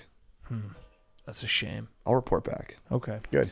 I'm sure people are dying to know. All right, PFT. Hank did ask me the other day. He's like, "Hey, are you going to play golf on your vacation?" And I was like, "I don't think so." He's like, "Can I borrow your bag, your travel bag?" So I have to run home at lunch and get the travel bag for Hank so that he can get his golf in tomorrow. It's bros helping bros. Yeah. What? It's huge. And make me feel bad for asking you for a favor. No, I'm just stating facts. He's just stating that You he love helped facts. you. Yeah. True. I'm trying to get fiction. you fired up. We help. Well, we can't get him fired up. We can help him, but we can never get him fired up. Yeah. We can never light that fire in Hank. He's probably pumped to see Isner. He's like, finally, a guy with energy around here. Fire me up. Yeah, he'll tase you. Literally fire you up. Will you get tased this weekend, Hank? Listen, it's okay. We're not Missoula and Gruden. We never will. You're be. not, and that's we where it's never like will I be. kind of feel bad, but also you guys know you're not. Okay. Damn. No one is. Okay. PFT. Different motivation tactics. My Fyre Fest, all somewhat vacation related. Really tough to have a Fyre Fest when you're going on a vacation. It's nice to get somewhere warm and Really get some good rays point. going. I guess the only Fyre Fest I would have would be that I really wanted to play golf this weekend, and I don't have my travel bag. And I mean, what's better than playing golf on an island on vacation? It's like all I've looked forward to doing for the last 3 months. But Hank needs my bag, so I'm going to give Hank my bag. I can get another bag. I have a second option. Like He's got a bag. Yeah. No, you can have my bag. I can tell it meant a lot to you. My real Fyre Fest is going on vacation this week, and I did get my chest waxed last week down in New Orleans. Oh, yeah, that did happen. It did happen, so I'm going to be hairless in a swimsuit on the beach, and whatever lotion they put on really did not agree with my chest, and I got a little rash going on my chest right now. I'm not looking forward to being shirtless this weekend. Yeah, I like completely memory hold the fact because that happened. That feels like it happened 10 years ago. Yeah, it's Long, gotten a lot long time better ago. since the day after, but my chest is not at its best right now. How is time working out in your brain right now, Max? Can't be going well. No, I'm cooked. My whole body is just done. All right, my Fyre Fest. The body being done. I knew this was going to happen, but like clockwork, we turned 40, and now I'm just starting to get random injuries. I just got like a tennis elbow in my left arm, which I don't have. I don't play tennis or golf, and I'm a righty. Mm-hmm. And then my right arm, I've had a broken pinky for 3 months, and Super Bowl week just demolished me because I was shaking hands, and every time I was like, "Fuck, this hurts." But I think I'm gonna get in shape, and I have an announcement for you guys. You ready for this? Yeah. I think I'm gonna dunk. No way. Yeah, I think I'm gonna dunk. There's no way. I think I'm gonna dunk. Have you ever dunked before? I've never dunked, but I think I'm gonna train and dunk. How tall are you? 6'3". You could do it. I think you could do it too. For Yeah, sure. Big Cat could do it. I have a ton of faith. I think I'm gonna gonna dunk. do it. I think I'm gonna dunk. I hope you. I mean, I hope you could too. You would have to lose a lot of weight. Okay, all right. But that's fine. It's like your walking around has really trained your leg muscles. Yeah. So I you've think I'm got gonna strong dunk. legs. I don't know when I'm gonna dunk. I'm not gonna put a time on it or a bet on it, but I think I'm just gonna dunk. Good. Good luck. Thank you. You can definitely do it. You sounds like you're supportive, Hank. No, I mean I know what you're doing. I would What? be happy if you did I'm it. I just trying to don't- dunk. I know you're not going. You don't. I would. You don't wanna don't. put a time. you on don't it, so I believe can't him? Make a bet, but Wow. You no, don't. I've been there. I've been where you are. I understand where You head's tried to at. dunk? Yeah, I'm still going to. I don't even remember it because you were so far away. Big Cat from could do it. No, I was fucking close. You were not close. I was close. You were not close. I was close. You were not close. You touched the rim. You were not close to dunking. I was close. You were not. I think if close you to- gave Big Cat In what world were you close to dunking? I jumped 10 feet 4 inches. I needed to get 10.6. if you gave Big Cat a year, he could do it. We'll see. I'm not going to see put any pressure on myself. I'm just going to try. You know what? I also am gonna be. Big I'm- Cat, you I'm should have bulking John right Gruden now. coach you Yeah. and train you because he'll get you fired up. Yeah, that's true. That's a fact. All right. I'm going to try to dunk. Do we have any other hobbies that we're deciding to pick up this offseason? Dunking. Dunking? Hank? Any changes you're going to make to your life? Post-football? I'm currently the fattest I've ever been, so I'm gonna work on that. Get fatter. But you're a champion when you're fat. Yeah, no, I gotta. That's it. Gotta lose weight. You can't really think about changing your ways before vacation, but in a week from now, I will. Fitness Fitness vacation. vacation. Fitness Yeah. vacation. Yeah. What do you got, PFT? You do something? You You want to dunk with me? I could try to dunk. I'm focused right now on long drive because I got a bet coming up. Oh yeah, that I've been training on already. Yeah, I don't know if everyone here has been training on it. So I'm just going to try to get my drive. I have been training on over 300 yards if I can. I'm getting more tattoos. I am too. I'm low key addicted to getting tattoos. I am as well. Are you also? I'm going to get at least 2 or 3 more. I'm just say fuck it. They're not going to be crazy big or anything. I don't know. We're just going to do our midlife crisis with tattoos. Yeah, speed which run is like it. kind of badass by us, where it's like we just became a tattoo podcast out of nowhere. Mm-hmm.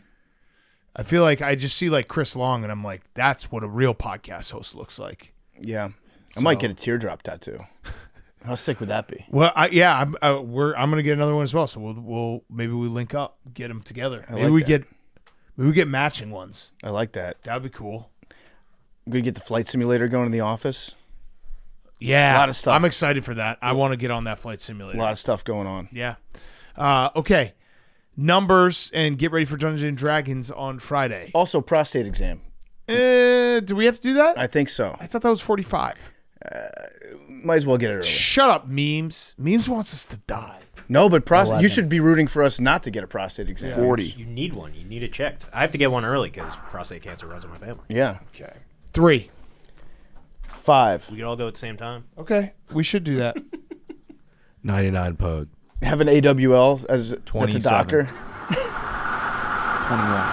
Give us butthole reviews. 5. 94. Ooh. 94. Love you guys. Jalen Hurts. We'll is do the other 15-1 numbers against after. AFC. Only lost against the Jets.